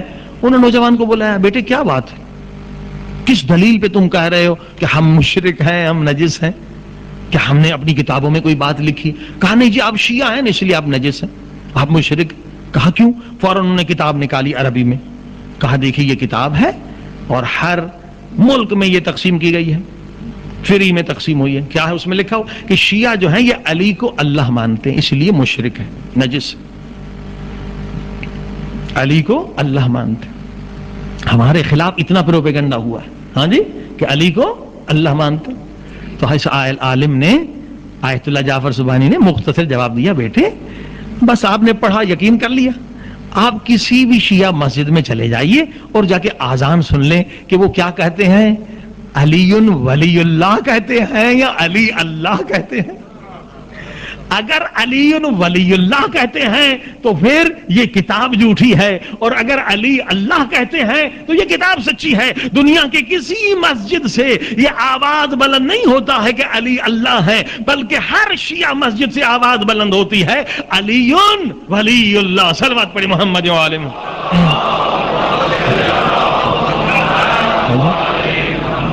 یہ کافی مطمئن ہو گئے. عزیزان گرامی اب آپ نے دیکھا ایک باہر ہمارے خلاف پروپیگنڈا کیا جا رہا ہے کہ یہ شیعہ جو علی کو اللہ مانتے. کوئی شیعہ نہیں ہے, وہ شیعہ ہو ہی نہیں سکتا جو علی کو اللہ مانے. خود مولا علی نے ان پر لعنت کی ہے, تبرہ کیا ہے. امام جعفر صادق علیہ الصلوۃ والسلام نے فرمایا کہ جو علی کو اللہ کہے وہ مشرک ہے, وہ نجس ہے, اس کے ہاتھ کا کھانا پینا ناجائز ہے. جو علی کو اللہ کہے وہ کبھی شیعہ نہیں ہو سکتا, وہ نجس ہے. عزیزان کرام یہ تو باہر کی سازش, لیکن اب اندر بھی ایسے لوگ پیدا ہو گئے منبر پر صرف واہ واہ کرانے کے لیے کہ نعرے زیادہ لگیں. وہ 10-12 ان کے ایجنٹ ان کے سامنے ہوتے ہیں. بڑے مشہور مولوی کا ذکر بتا رہا ہوں. اب مجمع یہ سمجھ رہا ہے کہ یہ بڑا علی والا ہے, بڑے فضائل پڑھتا ہے, لیکن اصل یہ مذہب کے خلاف سازش کر رہا ہے. ہزاروں کے مجمع میں ایک شیعہ مشہور مولوی ذاکر نے قرآن کی آیت پڑھی سورہ حشر کی کہ دیکھو سورہ حشر میں ہے کہ خدا مومن ہے. لوگوں سمجھ گئے خدا کا نام مومن ہے. سب نے کہا جی. کہ دیکھو خدا مومن ہے اور علی امیر المومنین ہے. نعوذ باللہ. اور جتنے چمچے بیٹھے تھے انہوں نے نعرہ حیدری لگانا شروع کر دیا کہ بڑا نقطہ بتا دیا. یہ منبر پہ ہو رہا ہے کیونکہ آپ لوگ امر بالمعروف نہیں کرتے, آپ لوگ خاموش رہتے ہیں. اب اس سے بڑھ کر کیا توہین ہوگی خدا کے کلام کی, قرآن کی, مذہب اہل بیت کی, کہ مولا علی کہتے ہیں جو مجھے خدا کہے وہ ملعون ہے, وہ کافر ہے, وہ نجس ہے. یہ 2 ہاتھ اس سے بھی آگے بڑھ گئے کہ خدا مومن ہے اور علی خدا کا بھی امیر ہے. نعوذ باللہ, نقل کفر نباشت. عزیزان گرامی منبر کا یہ حال ہو گیا ہے کہ ایک طرف مراجع کے خلاف پروپیگنڈا کیا جا رہا ہے, ایک طرف قرآن کے خلاف پڑھا جاتا ہے. قرآن کہہ رہے اقیموا الصلاۃ ولا تکونوا من المشرکین, نماز پڑھو ورنہ مشرک ہو جاؤ گے. اور منبر پہ آنے والا کہتا ہے کہ حر نے کون سی نماز پڑھی تھی, وہ بھی جنت میں چلا گیا, تم بھی آؤ میری مجلس میں نعرے لگاؤ, جنت میں چلے جاؤ. بندے خدا, قرآن کی سراسر مخالفت, قرآن کر اقیموا الصلاۃ ولا تکونوا من المشرکین، نماز پڑھو ورنہ مشرک ہو۔ عزیزان گرامی، یہ کیوں ہو رہا ہے؟ کیونکہ ہم اور آپ چپ ہیں، خاموش ہیں۔ یہاں تک نوبت آ گئی ہے کہ قرآن کی بہترامی ہو رہی ہے۔ میں نے کہا حضرت غور نے مولا حسین کے پیچھے نماز پڑھی تھی، یہ لوگوں کو گمراہ کر رہے ہیں۔ عزیزان گرامی، اس سے بدتر چکوال میں ایک بہت بڑے جلسے میں ایک مشہور ذاکر نے آ کے مجتہدین کو برا بھلا کہنا شروع کر دی، علماء کو، نائب امام کو۔ پہلے کوئی تصور نہیں کر سکتا تھا، اب لوگوں نے کہا کیا کریں؟ کچھ لوگوں نے کہا اس کو روکیں کہ ہنگامہ ہو جائے گا۔ مجلس کے بعد انہوں نے کہا مولوی صاحب آئیے ذرا دعوت دینی، اور لے گئے، خوب اس کی دعوت کی۔ کہا سچ سچ بتاؤ تمہیں اس ڈیوٹی سے کس نے لگایا ہے کہ تم تو قوم کے غدار ہو کہ اپنے نائب امام کے خلاف پروپیگنڈا کر رہے ہو؟ بے شرم بے حیا، سچ سچ بتاؤ ورنہ تمہیں مار دیں گے۔ ڈرایا دھمکایا۔ اس نے کہا جی مجھے مارو نہیں، ہم میں اکیلا نہیں، ہم بہت سارے لوگ ہیں کہ پاکستان کے مشہور مولوی ذاکرین ہماری اچھی خاصی تعداد ہے، 10 سے بھی زیادہ ہیں، اور ہمیں فلاں آدمی نے یہ رقم دی ہے کہ تم اسٹیج پر نائب امام مجتہدین کے خلاف پروپیگنڈا کرو۔ عزیزان گرامی، یہاں تک مذہب، ادھر ہم شہید اٹھا رہے ہیں، یہ دیکھا آپ نے کوئٹہ میں شہید، اور ادھر قوم کے غدار جو ہے ممبر پر قابض ہیں۔ اس میں کون قصوروار ہے؟ سب قصوروار ہیں، ہم بھی قصوروار ہیں، بانیان مجلس بھی قصوروار ہیں، آپ بھی قصوروار ہیں، کیونکہ ہم نے امام کے فرمان کو نہ سنا۔ جا کے دیکھیے اصول کافی میں امام جعفر صادق علیہ الصلوۃ والسلام نے فرمایا، امام جعفر صادق نے سختی سے فرمایا کہ عیشیو ہر ایک کو ممبر پر مت بٹھانا، ہر ایک سے مجلس مت سننا۔ مولا نے معیار بتایا، اصول بتائے کہ جسے بھی ممبر پر بٹھاؤ پہلے دیکھو اس کے دل میں پیسے کی محبت ہے یا نہیں ہے۔ جس کے دل میں پیسے کی محبت ہے وہ تمہیں دین نہیں سکھائے گا، بے دینی سکھائے گا۔ اور یہ سب کو پتا ہے، یہ جتنے مشہور ذاکرین ہیں یہ مولا حسین کے خون کو بیچتے ہیں، سوداگر ہیں، کہتے 20,000 لیں گے تو مجلس پڑھیں گے۔ یہ نہیں کہ مولا علی کے فضائل سے ان کو پیار ہے، انہیں اپنے پیسے سے پیار ہے۔ اگر پیسہ نہیں دیں گے تو یہ تو مجلس پڑھنے کے لیے تیار نہیں۔ ایک بیچارے ذاکر غریب نے مجلس کے لیے ایسے ذاکر کو بلایا، پیسے ذرا چندہ کم ہوا، کہا مولوی صاحب معاف کریے گا، کہا نہیں اپنی بیوی کے زیور بیچ کر بھی میری فیس پوری کرو۔ سب کے پاس پجارو گاڑیاں ہیں، آپ دیکھیں پاکستان میں جا کے، ان کا دھندا کہ تاجر خون حسین ہے۔ ہم لوگ، ہماری قوم اس لیے تباہ ہے، 30-40 ہزار شہید دے چکے ہیں مگر کوئی تعمیری کام نہیں ہوا ہے۔ پاکستان میں نہ کوئی ہمارا یونیورسٹی ہے، نہ کوئی میڈیکل کالج ہے، نہ کوئی حفاظت کا بندوبست ہے۔ اب آپ دیکھ رہے ہیں اتنا بڑا اجتماع ہوتا ہے، ایک جو ہے باڈی گارڈ تھا، کچھ بھی نہیں ہے، کیونکہ ممبر سے اصلاح نہیں ہو رہی ہے۔ اتنے ہزار ہمارے شہید ہوئے ہیں، یہ جو واہ واہ کرانے والے ذاکرین، یہ جو تاجر خون حسین ہیں، آج بھی وہ وہی انداز سے پڑھ رہے ہیں، وہی مناظرہ پڑھ رہے ہیں، اسی انداز سے پڑھ رہے ہیں جس سے تفرقہ بازی ہو، جس سے ہمارے گھروں پر حملے ہوں، جس سے دوسروں کے دلوں میں نفرت ہو۔ وہ 5 منٹ امر بالمعروف نہیں کرتے۔ عزیزان گرامی، ہم سب قصوروار ہیں، کیونکہ ہم ہی تو انہیں کی مجالس میں جاتے ہیں۔ کیا فرشتے آتے ہیں ان کی مجلس میں؟ یہ مشہور معروف، اور بانیان مجلس چاہتے ہیں کہ ایسا آ جائے تاکہ مجمع میرا بڑا ہو جائے۔ یہ سب مجرم ہیں۔ آپ سوچئے، امام منع کر رہے ہیں کہ جس کے دل میں پیسے کی محبت ہے اسے اسٹیج پر نہ بٹھانا، اور ہم سب کو پتا ہے کہ یہ ذاکرین سودا کرتے ہیں، یہ خون حسین کے بیچنے والے ہیں۔ تو جو خون حسین کو بیچ سکتا ہے کیا وہ قوم کو نہیں بیچ سکتا؟ کوئی عقل کی بات کرے۔ خون حسین سے بڑھ کر کوئی قوم ہے؟ خون حسین سے بڑھ کر کوئی مذہب ہے؟ جو تاجر خون حسین ہے اگر اس میں ممبر پر بٹھاؤ گے تو قوم کی کوئی فلاح ہونے والی نہیں ہے۔ صلوات پڑھی محمد وآلہ۔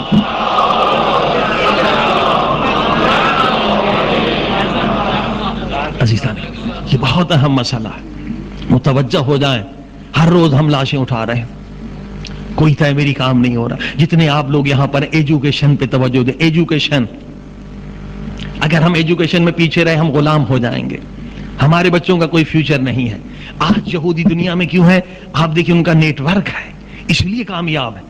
اگر ایک امریکہ میں یہودی نے نئی ٹیکنالوجی دی ہے تو جہاں جہاں یہودی اسے پہنچاتا ہے۔ ہم بھی اگر چاہتے ہیں کہ دنیا میں سروائیو کریں، عزت سے رہیں، علم و ٹیکنالوجی میں آگے بڑھیں۔ میں نے عرض کیا تھا کہ کئی سالوں سے 3-4 سال ہم اس کے پیچھے تھے کہ یہ جو نئی ٹیکنالوجی ہے، کمپیوٹر فیلڈ میں پروگرامنگ، یہ مومنین تک پہنچائی جائے. الحمدللہ امریکہ سے، انگلینڈ سے، دوسری جگہوں سے مومنین نے تعاون کیا. یہ MCSD کا کورس ہم نے 10 سیڑھیوں پر جو آپ کو بتایا کہ موجود ہے، اور یہ جو کورس ہے بالکل نئی ٹیکنالوجی. اس میں ویژول سی کے علاوہ C# لینگویج سکھائی گئی ہے جو ہم نے پاکستان میں معلوم کیا کسی یونیورسٹی میں نہیں پڑھائی جاتی ہے، بالکل لیٹسٹ ہے امریکہ میں. حتیٰ کہ ویژول نیٹ جو ہے بعض پروگرامرز کو انسٹال کرنا بھی نہیں آتا. پورا visual.net جو ہے، جو نیا MCSD وہ بھی سکھایا گیا ہے. آپ یہاں رہتے ہیں، ایک کمپیوٹر اپنے وطن بھیج دیں، کتنا 200-400 درہم کا ہے، اور یہ سیڑھیاں بھی بھیج دیں تاکہ آپ کے بچے علم حاصل کریں. یہ نہیں کہ وہاں پر جاہل ہوں، آپ یہاں بیٹھے رہیں، وہ ویڈیو کی چیزیں دیکھتے رہیں، گمراہ ہو جائیں.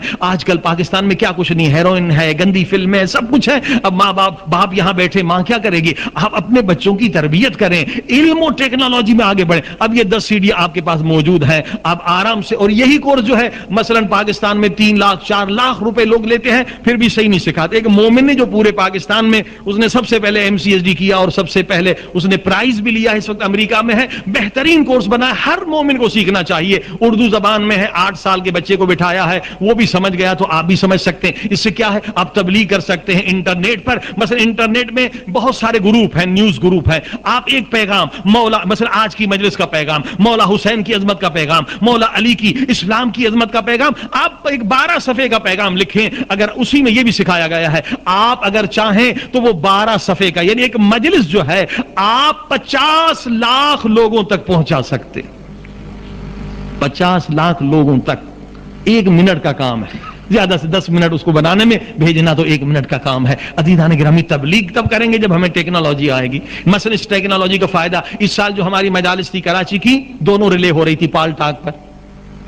ہم وہاں پڑھ رہے تھے 12 بجے کو مجلس سے. مثلا یہاں بھی اگر 12 ساڑھے 12 بجے آپ مجلس ختم کرتے ہیں تو آپ پاکستان کی مجالس سے سن سکتے ہیں. بلکہ اس کے بعد بھی افریقہ میں، مڈاگسکر اور جگہوں پر پروگرام رکھا، ہم وہاں مجلس پڑھ رہے تھے. کوئی کینیڈا سے سوال پوچھ رہا تھا، کوئی امریکہ سے، اور کوئی کسی اور جگہ سے. پوری دنیا کے مومنین وہاں پال ٹاک پر آ رہے تھے، مجلس سن رہے تھے، سوال و جواب ہو رہا تھا. تو یہ ایک نیٹ ورک ہونا چاہیے ہر فیلڈ میں. جس فیلڈ میں آپ مہارت رکھتے ہیں آپ کوشش کریں علم کی زکات دیں، تاکہ ہماری قوم اگر علم اور ٹیکنالوجی میں آگے نہیں بڑھی تو کبھی دشمن کا مقابلہ نہیں کر سکتے اگر ہم جاہل رہیں. اب MCSD جو ہے، میں نے بتایا کہ انگلینڈ میں، امریکہ میں $80,000 جو ہے تنخواہ لیتا ہے. اب یہاں مومن بیچارے 500 درہم پہ کام کرتے ہیں. اگر ان کو علم ہوتا، اگر ان کے پاس ٹیکنالوجی ہوتی، اتنی تنخواہ لیتے تو یہ کس قدر دین کی بھی خدمت کرتے، قوم کی بھی خدمت کرتے. لہذا علم اور ٹیکنالوجی کے بغیر آپ دشمن کا مقابلہ نہیں کر سکتے. لہذا سب پر لازم ہے کہ کم سے کم آپ اتنا تو نالج لے لیں کہ آپ کمپیوٹر میں جا کر ایک پیغام 50 لاکھ لوگوں تک پہنچائیں، یا ایک اپنی سائٹ بنا سکیں، یا اس کے ذریعے سے تبلیغ کر سکیں. صلوات پڑھیں محمد و آل محمد.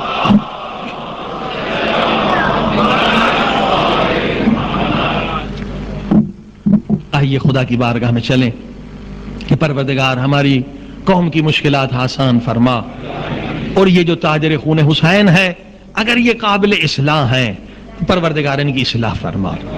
اگر یہ قابل اصلاح نہیں ہے تو پروردگار ان سے قوم کو نجات عطا فرما.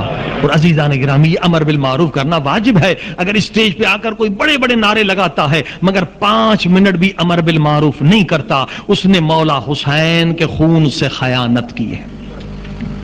یہ میں نہیں کہتا، یہ ہر زیارت کے لفظ آپ پڑھتے ہیں، زیارت وارثہ میں بھی، زیارت جامعہ میں بھی، زیارت عاشورہ میں بھی، اشہد انک قد اقمت الصلاۃ وآتیت الزکوٰۃ وامرت بالمعروف ونہیت عن المنکر. مولا حسین، آپ کی شہادت کا مقصد یہ ہے کہ نماز قائم ہو جائے، زکوٰۃ قائم ہو جائے، امر بالمعروف قائم ہو جائے، نہی عن المنکر قائم ہو جائے. اگر اسٹیج پہ آنے والا 5 منٹ بھی امر بالمعروف نہ کرے تو سمجھ لیجئے اس نے مولا سے خیانت کی ہے. صلوات پڑھی محمد.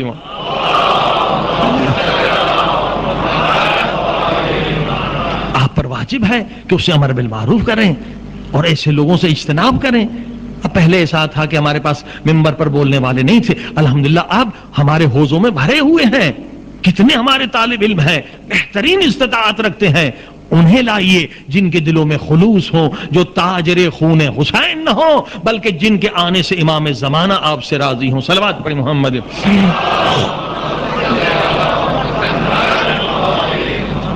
آئیے خدا کی بارگاہ میں چلیں، دعا کریں پروردگار اس قوم مظلوم کی مشکلات آسان کرے. اللهم صل على محمد وآل محمد وعجل فرجهم اللهم صل على محمد. عزیزان گرامی، شب شہادت ہے، شب گریہ و ماتم و زاری ہے. انشاءاللہ روئیں گے، ماتم کریں گے، مگر اس کے ساتھ بیوی کے نام پر کچھ اللہ کی راہ میں بھی خرچ کریں. ماشاءاللہ اس امام بارگاہ میں کافی کام ہو رہا ہے، تبلیغی مجالس بھی ہو رہی ہیں. کچھ مومنین آئیں گے ڈونیشن کے لیے، کچھ ڈونیشن جو بھی حضرات دینا چاہیں خدا انہیں اجر عظیم عطا فرمائے.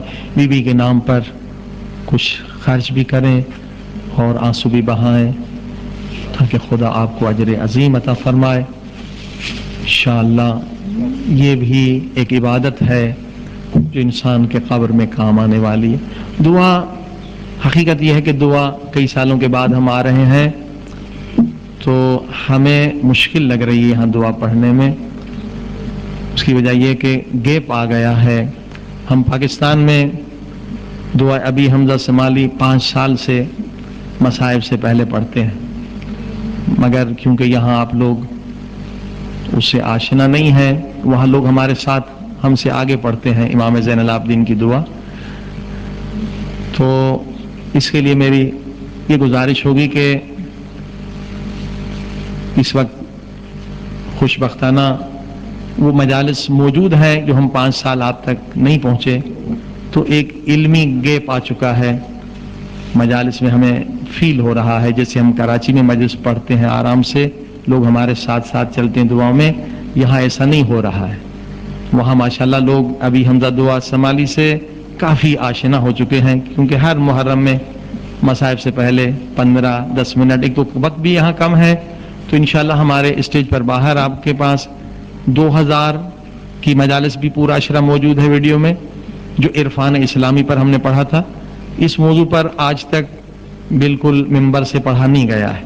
عرفان وہ علم ہے جس کے ذریعے سے انسان کو یہ کمال ملتا ہے کہ قبر میں انسان دیکھ سکتا ہے کہ اس قبر پر عذاب ہو رہا ہے یا اس پر رحمت نازل ہو رہی ہیں. یہ علم صرف اہل بیت کا ہے.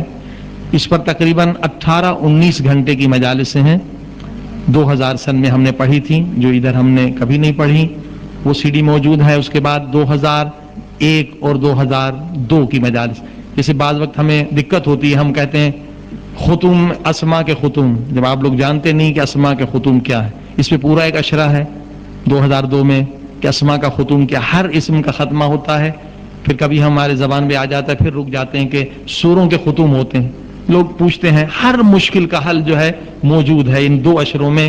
کسی کو اولاد چاہیے، کسی کا قرض معاف کرنا ہے، کسی کو جیل میں ہے، جیل سے رہائی، جتنی دنیا میں مشکلات ہیں ان کا حل ان 2 اشروں میں موجود ہے. اہل بیت نے بتلایا ہے اسماء کے ختوم کا اور سوروں کے ختوم، ہر سورہ کا ختمہ ہوتا ہے. یہ ایک لمبی بحث ہو جائے گی. یہ 2001 اور 2002 میں ہم نے پڑھی تھی. اور اس کے علاوہ رمضان جو ہے اور مناظرے، بہت سارے لوگوں نے سوالات بھی پوچھے ہیں. مناظرے 15 مناظرے ہیں ہمارے اہل سنت کے ساتھ، اور اس کے علاوہ انگلش میں مجالس ہیں، وہ سی ڈی بھی موجود ہے مناظرے کی. اور خصوصاً آج کی مناسبت سے جو مناظرہ ہے بیوی کے بارے میں، بجائے اس کے کہ آپ اہل سنت کو برا بھلا کہیں، اس سے تفرقہ بازی ہوتی ہے. ہم نے ایک اہل سنت کے عالم سے مناظرہ کیا، تقریباً 1.25 گھنٹے کا مناظرہ ہے، ویڈیو میں آپ دیکھ سکتے ہیں. اس سال 2003 میں انہی مجالس میں ہے. پہلے تو وہ دفاع کرتے رہے جیسے ہر ایک اپنے مذہب کا دفاع کرتا ہے، لیکن واقعاً جس کے دل میں بھی ذرہ برابر اہل بیت کی محبت ہوگی نا، اس کے بدلنے میں دیر نہیں ہوتی ہے، چاہے وہ سنی ہو، کوئی مذہب کا ہو. یعنی 1.25 گھنٹے تک وہ کوشش کرتا رہا کہ اپنے لوگوں کا دفاع کرے، اپنے مذہب کا دفاع کرے. لیکن آخر میں جب میں نے روایت پڑھی حضور صلی اللہ علیہ وسلم کی اور اس میں مصائب زہرا سلام اللہ علیہ پڑھے تو اس کے آنکھوں میں آنسو آ گئے. اور یہ ویڈیو آپ دیکھ سکتے ہیں، اور یہ ویڈیو ضرور اپنے اہل سنت کے بھائیوں کو دکھائیں۔ اگر وہ شیعہ نہیں ہوگا تو کم سے کم اس کے ذہن سے یہ غلط پروپیگنڈا نکل جائے گا کہ شیعہ اصحاب کو نہیں مانتے، کہ اصحاب کو برا بھلا کہتے ہیں۔ یہ جھوٹا پروپیگنڈا ختم ہو جائے گا کہ شیعہ اصحاب کو مانتے ہیں، اصحاب کا احترام کرتے ہیں، مگر ان کو نہیں مانتے جنہوں نے زہرا کے در پہ آگ لگا۔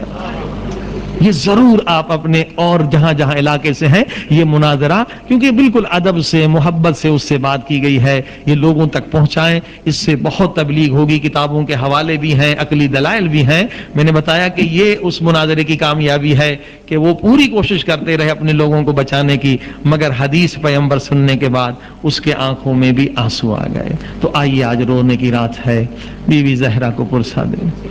اللہم صلی علی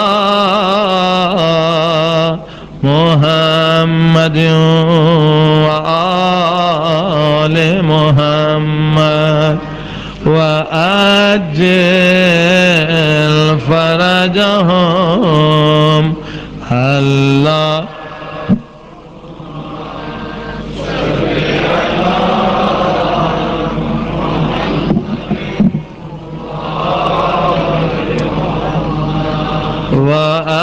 وَأَجِّلْ فَرَجَهُمْ یا اللہ یا اللہ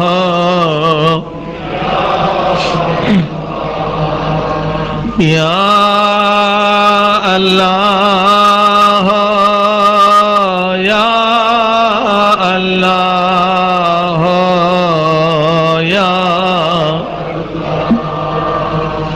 یا اللہ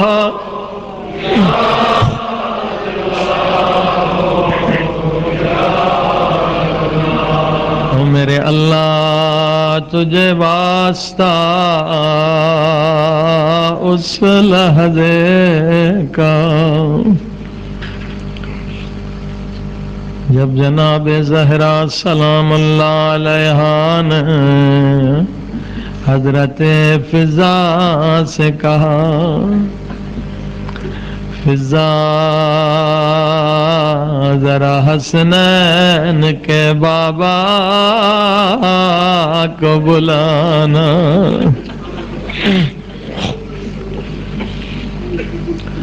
حضرت مولا علی آ گئے، بی بی زہرا سلام اللہ علیہا نے فرمایا، یا علی میں نے رات خواب میں بابا کو دیکھا،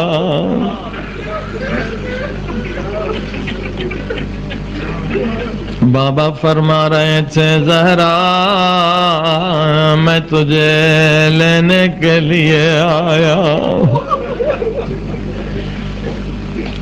حضرت اس کے بعد بی بی زہرا سلام اللہ علیہا نے ایک جملہ کہا، ایسا جملہ کہ علی کی چیخیں بلند ہوئیں۔ سنیں گے وہ جملہ، کیا جملہ تھا؟ بی بی نے فرمایا، یا علی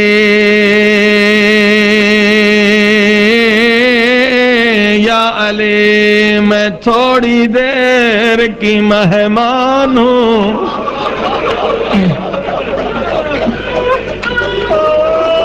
یا علی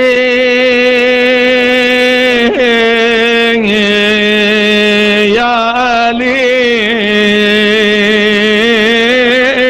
میں تھوڑی دیر کی مہمان ہوں، اگر کوئی غلطی ہو گئی ہو تو مجھے معاف کر دینا۔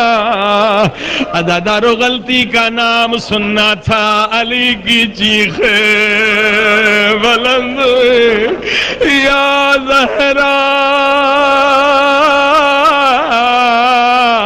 آپ پر غلطی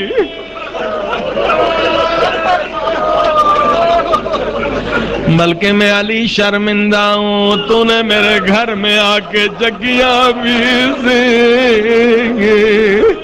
میرے گھر میں چتیاں لگا، لباس پہنا۔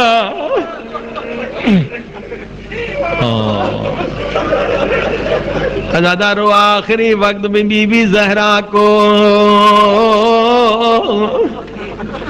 مومنین و مومنات کی فکر۔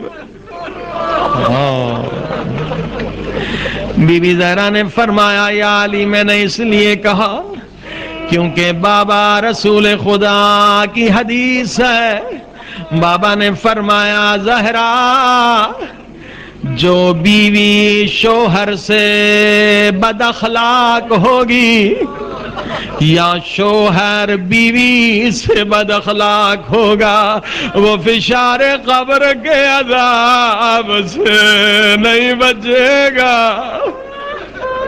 اللہ، ہاں یہ پیغام ہے مومنین مومنات کے لیے، کبھی بیوی سے بد اخلاقی نہ کریں۔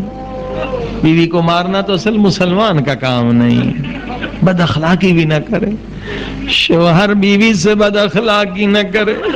بی بی زہرا کی وصیت، بیوی شوہر سے بد اخلاقی نہ کرے۔ اس کے بعد فرمایا یا علی یہ شیشی حفاظت سے لے لے۔ مولا علی نے دیکھا ایک شیشی ہے اس میں پانی، یہ بھی آپ کے لیے ہمارے لیے نجات کا ذریعہ۔ بی بی بتا، بی بی فاطمہ زہرا معصومہ ہیں، جنت کی مالکہ، فرماتی ہیں یا علی جو رات کو تہجد کے وقت میرے آنکھوں سے آنسو گرتے تھے یہ اس شیشی میں محفوظ ہے، ان آنسوؤں کو میرے کفن میں رکھنا۔ عزادارو زہرا یہ آپ کو سکھا رہی ہے وہ تہجد کے وقت رویا کرو تاکہ قبر کا سفر آسان ہو۔ تیسری وصیت بی بی زہرا نے فرمایا یا علی قبر میں مجھے لٹا کے قبر بند کر کے چلے نہ جانا، جب قبر بند ہو جائے میری قبر پہ بیٹھ کے قرآن کی تلاوت کرنا، یہ بھی ہمارے لیے ہے۔ لوگوں قبر کے لیے قرآن پڑھا کرو۔ اے میرے اللہ تجھے زہرا کے آنسوؤں کا واسطہ، میرے اللہ آج زینب پریشان ہے، ام کلثوم پریشان، آج حسین کے یتیم ہونے کی تاریخ ہے، او میرے اللہ تجھے زینب کی پریشانیوں کا واسطہ، اگر اس مجلس میں کوئی پریشان ہے، اگر کوئی بیمار ہے، میرے اللہ اگر کوئی قرض دار ہے اس کی پریشانی دور کر دے۔ یا کاشف کرب المکروبین، سب مل کے کہیں یا غیاث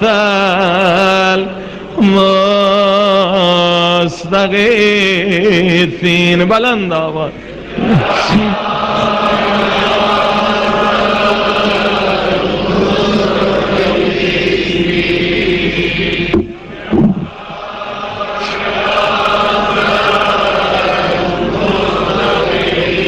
او میرے اللہ آج زہرا کے صدقے میں ہم سب کی فریاد سن لے۔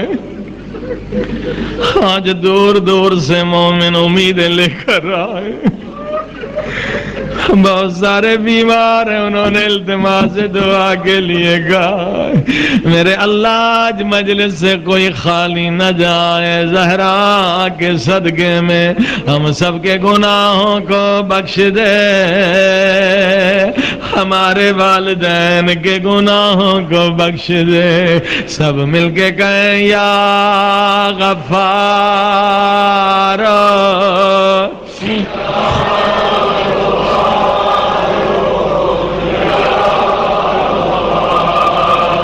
یا غفار،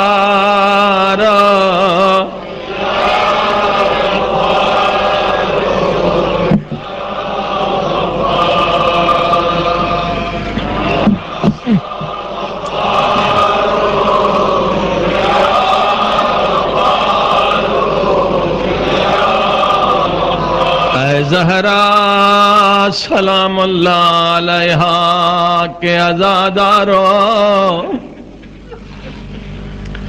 آج جناب زہرا کا ایک شکوہ سن کے جائیں، اور امید رکھتا ہوں اس شکوہ کو دور کریں۔ یہ شکوہ ذاکرین سے بھی ہے، مومنین سے بھی۔ کیا شکوہ ہے بی بی کی؟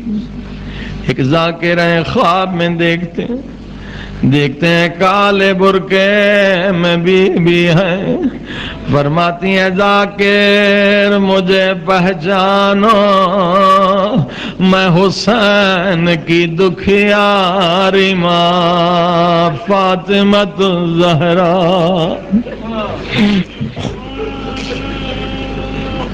ذاکر خواب میں اٹھ کے بیٹھا، ادب سے ہاتھ جوڑے، جھک کے سلام کیا، آقا زادی میرے لیے کیا حکم ہے؟ بی بی زہرا نے شکوہ کیا، شکایت کی، کیا شکوہ؟ فرمایا اے ذاکر تو میرے حسین کے لیے 10 راتیں مصائب پڑھتا ہے، کیا حسن میرا بیٹا نہیں؟ کیا حسن مظلوم نہیں؟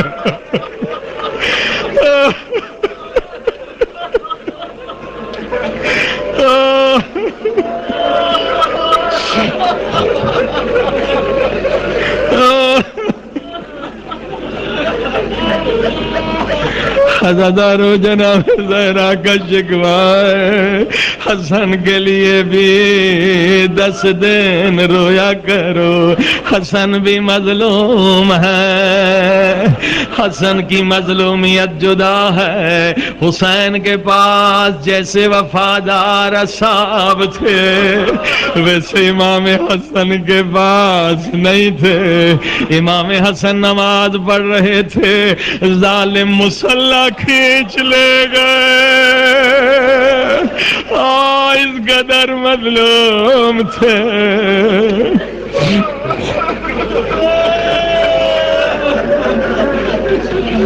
امام حسین کی جتنی بیویاں ہیں سب نورانی ہیں، سب مطیع و فرما بردار ہیں، مگر امام حسن کے لیے یہ بھی مصائب ہے۔ انسان اگر گھر کے باہر دکھ و درد دیکھتا ہے تو دل کا درد جا کے بیوی کو سناتا ہے، مگر جس کی بیوی خود اس کی قاتل ہو وہ دل کا درد کسے سنا؟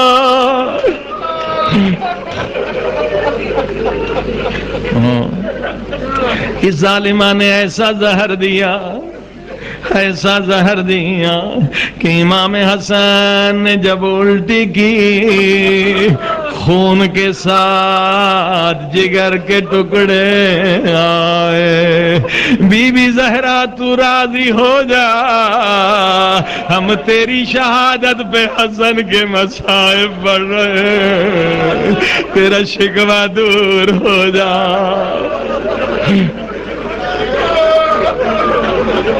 جب خون کی الٹی آئی امام حسن نے کنیز سے فرمایا جلدی جاؤ میری زینب کو خبر دو، جلدی جاؤ حسین اور عباس کو بلاؤ۔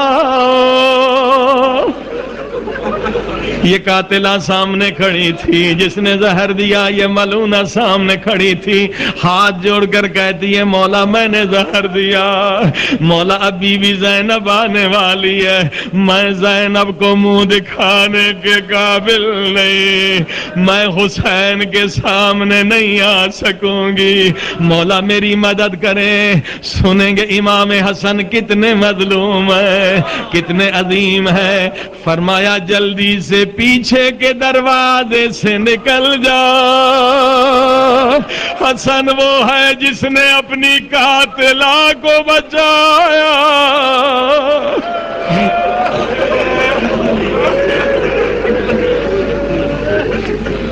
ایک ذاکر ہے، اس کا واقعہ بھی سن لیں، یقیناً بی بی زہرا راضی ہوگی، امام حسن کے غم میں رو رہے ہیں۔ اللہ کے رسول فرماتے ہیں جو آنکھ حسن کے غم میں روئے گی قیامت کے دن وہ رونے سے بچ جائے گی۔ ادادارو ایک اور ذاکر ہے، خواب میں امام حسن مجتبیٰ کو دیکھا، امام حسن نے شکایت کی، ذاکر جی مولا تو نے ابھی تک میرے مصائب نہیں پڑھے۔ اب ذاکر نے اپنے انداز میں کہا مولا میں یہ پڑھتا ہوں یہ پڑھتا ہوں، میں اپنے انداز میں بتا رہا ہوں۔ ذاکر نے کہا مولا میں پڑھتا ہوں، لوگوں جب بھی کوئی جنازہ تیار ہو کے گھر سے نکلتا ہے پھر کبھی واپس گھر میں نہیں آتا مگر حسن وہ مظلوم ہے، جنازہ گھر سے تیار ہو کے نکلا مگر دوبارہ واپس آیا، اور جب زینب کی نظر پڑی، ام کلثوم کی نظر پڑی، فریاد بلند ہوئی، حسین ہم نے تو سفید کفن دیا تھا، ارے کفن کو لال کس نے کیا؟ مولا کہ یہ آپ کے مصائب نہیں؟ امام حسن نے فرمایا یہ میرے مصائب ہیں مگر میرے اصلی مصائب کچھ اور۔ ذاکر نے پھر کہا مولا میں یہ پڑھتا ہوں، آئے جب آپ کا جنازہ گھر میں آیا کسی نے آواز بلند کی، بیویو جتنا رونا ہے آج رو لو، او جتنا ماتم کرنا ہے آج کر لو، کل کربلا میں تمہارے ہاتھ رسیوں میں بندھے ہوں گے۔ مولا کیا یہ آپ کے مصائب نہیں؟ امام حسن نے فرمایا ہاں یہ میرے مصائب ہیں مگر میرے اصلی مصائب نہیں۔ ذاکر نے کہا مولا پھر مجھے نہیں معلوم، آپ خود بتائیے۔ سیدو سنیں گے بہت روئیں گے امام حسن کے مصائب امام کی زبان سے۔ جتنے سادات بیٹھے ہو بہت سخت روایت سے مجھے معاف کرنا، امام زمانہ اگر آپ مجلس میں آئے ہیں، آپ کی دادی کے مصائب، آج زہرا کی شہادت ہے، آپ کے لیے مصائب بہت سخت ہوں گے۔ امام حسن کے مصائب امام کے زبان سے۔ عزادار امام نے فرمایا مدینے کی گلی میں ایک دروازے پہ آگ لگی تھی، او ذاکر میرے اصلی مصائب یہ پڑھا کرو، زہر کا ملنا میرے اصلی مصائب نہیں، تیروں کا لگنا میرے اصلی مصائب نہیں۔ امام حسن نے فرمایا مدینے کی گلی میں ایک دروازے پہ آگ لگی تھی اور میری اماں زہرا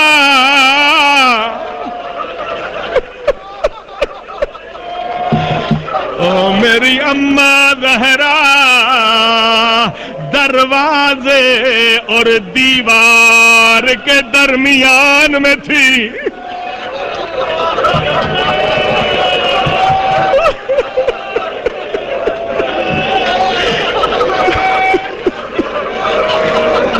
نہیں معلوم پھر کون زندہ رہے، جی بھر کے روئیے، زہرا بڑی مظلومہ۔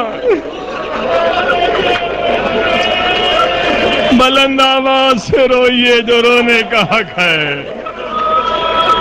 امام حسن فرماتے ہیں میری اماں زہرا او در اور دیوار کے درمیان میں تھی اور میری عمر چھوٹی تھی، میں فریاد کر رہا تھا کوئی آئے میری اماں کو بچائے،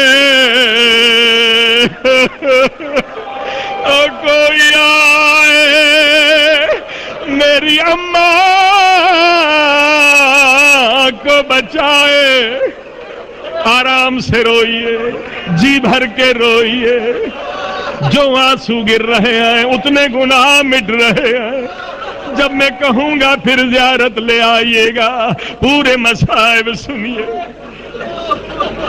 ادادارو امام جعفر صادق، امام جعفر صادق علیہ السلام سے پوچھا گیا مولا آپ کے دادی زہرا کی شہادت کا سبب کیا؟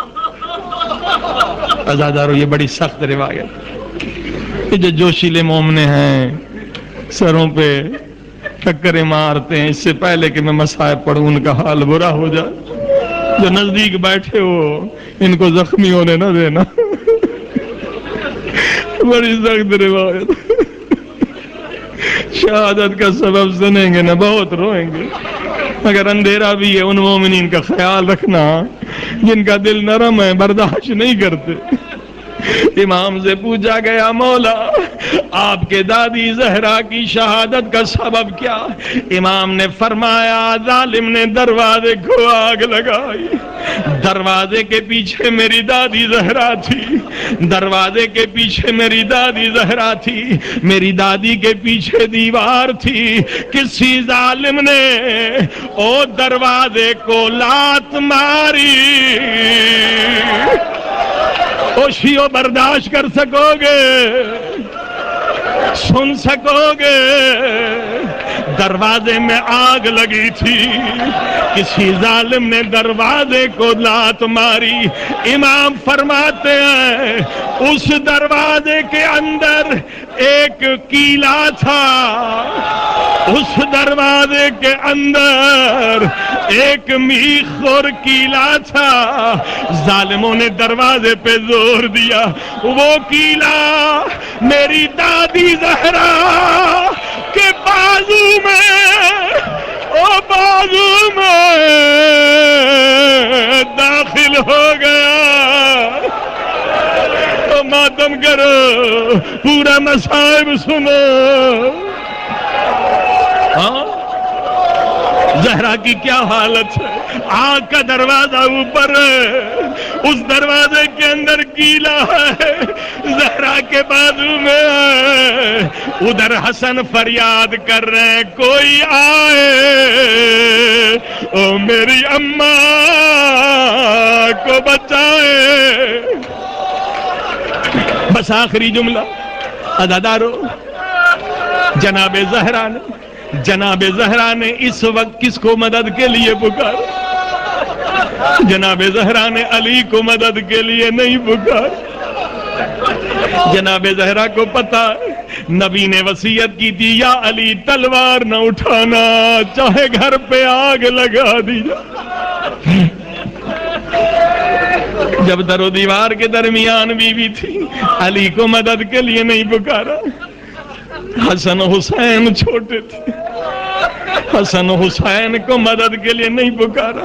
سنیں گے بہت روئیں گے، بی بی کے بازو میں جب میخ تھا، کیلا تھا، بی بی زہرا نے کس کو مدد کے لیے پکارا؟ سنیں گے۔ ایک مرتبہ فریاد کی، بیٹا مہدی جلدی آ،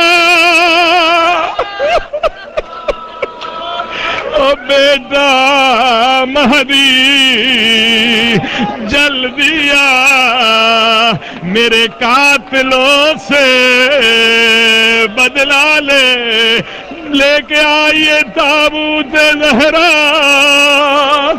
دیجئے مولا مہدی کو برسا۔ یا مہدی یا مہدی مولا مولا جلدی آ یا مہدی مولا مولا جلدی آ یا مہدی مولا مولا جلدی آ یا مہدی مولا مولا جلدی آ یا مہدی مولا مولا جلدی آ یا مہدی مولا مولا جلدی سب کچھ دے سب مل کے مہدی مولا مولا جلدی آ یا مہدی مولا مولا جلدی آ یا مہدی مولا مولا جلدی آ یا مہدی مولا مولا جلدی آ یا مہدی مولا مولا جلدی سب مل کے یا مہدی مولا مولا جلدی آ یا مہدی مولا مولا جلدی آ یا مہدی مولا مولا جلدی آ یا مہدی مولا مولا جلدی آ یا مہدی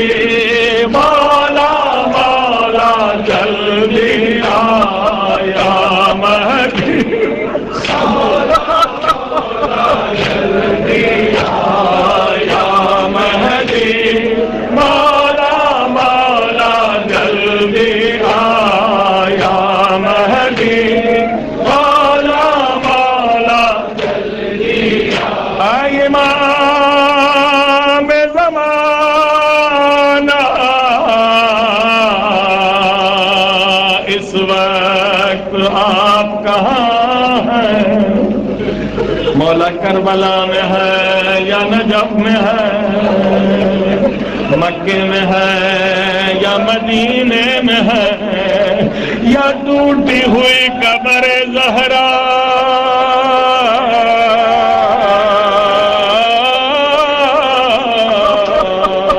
آنسو بہانے میں مشغول ہے آئیے اپنی دادی زہرا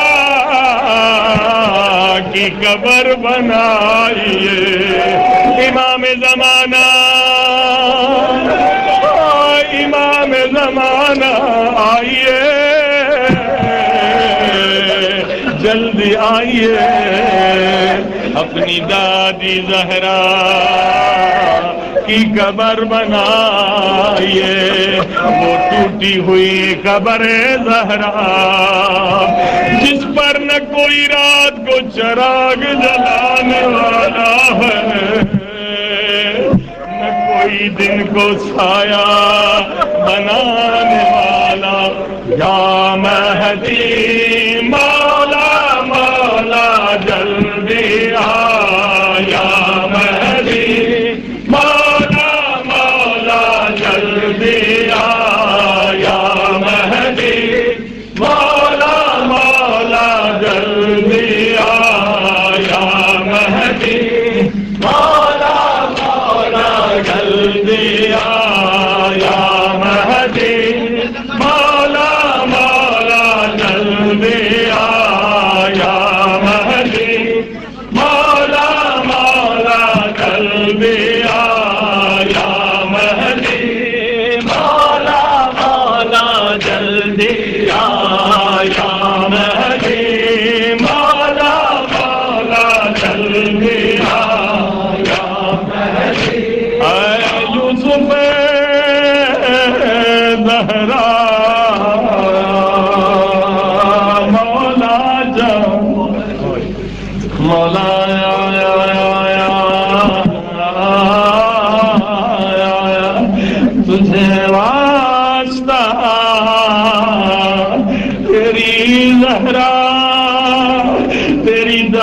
زہرا کے شکست پہلو کا غلام زیادہ انتظار نہ کرائیے، ہر روز شہید ہو رہے ہیں، نمازی شہید ہو رہے ہیں، عزادار شہید ہو رہے ہیں۔ مولا اپنی دادی کے صدقے میں جلدی آئیے، یا مہدی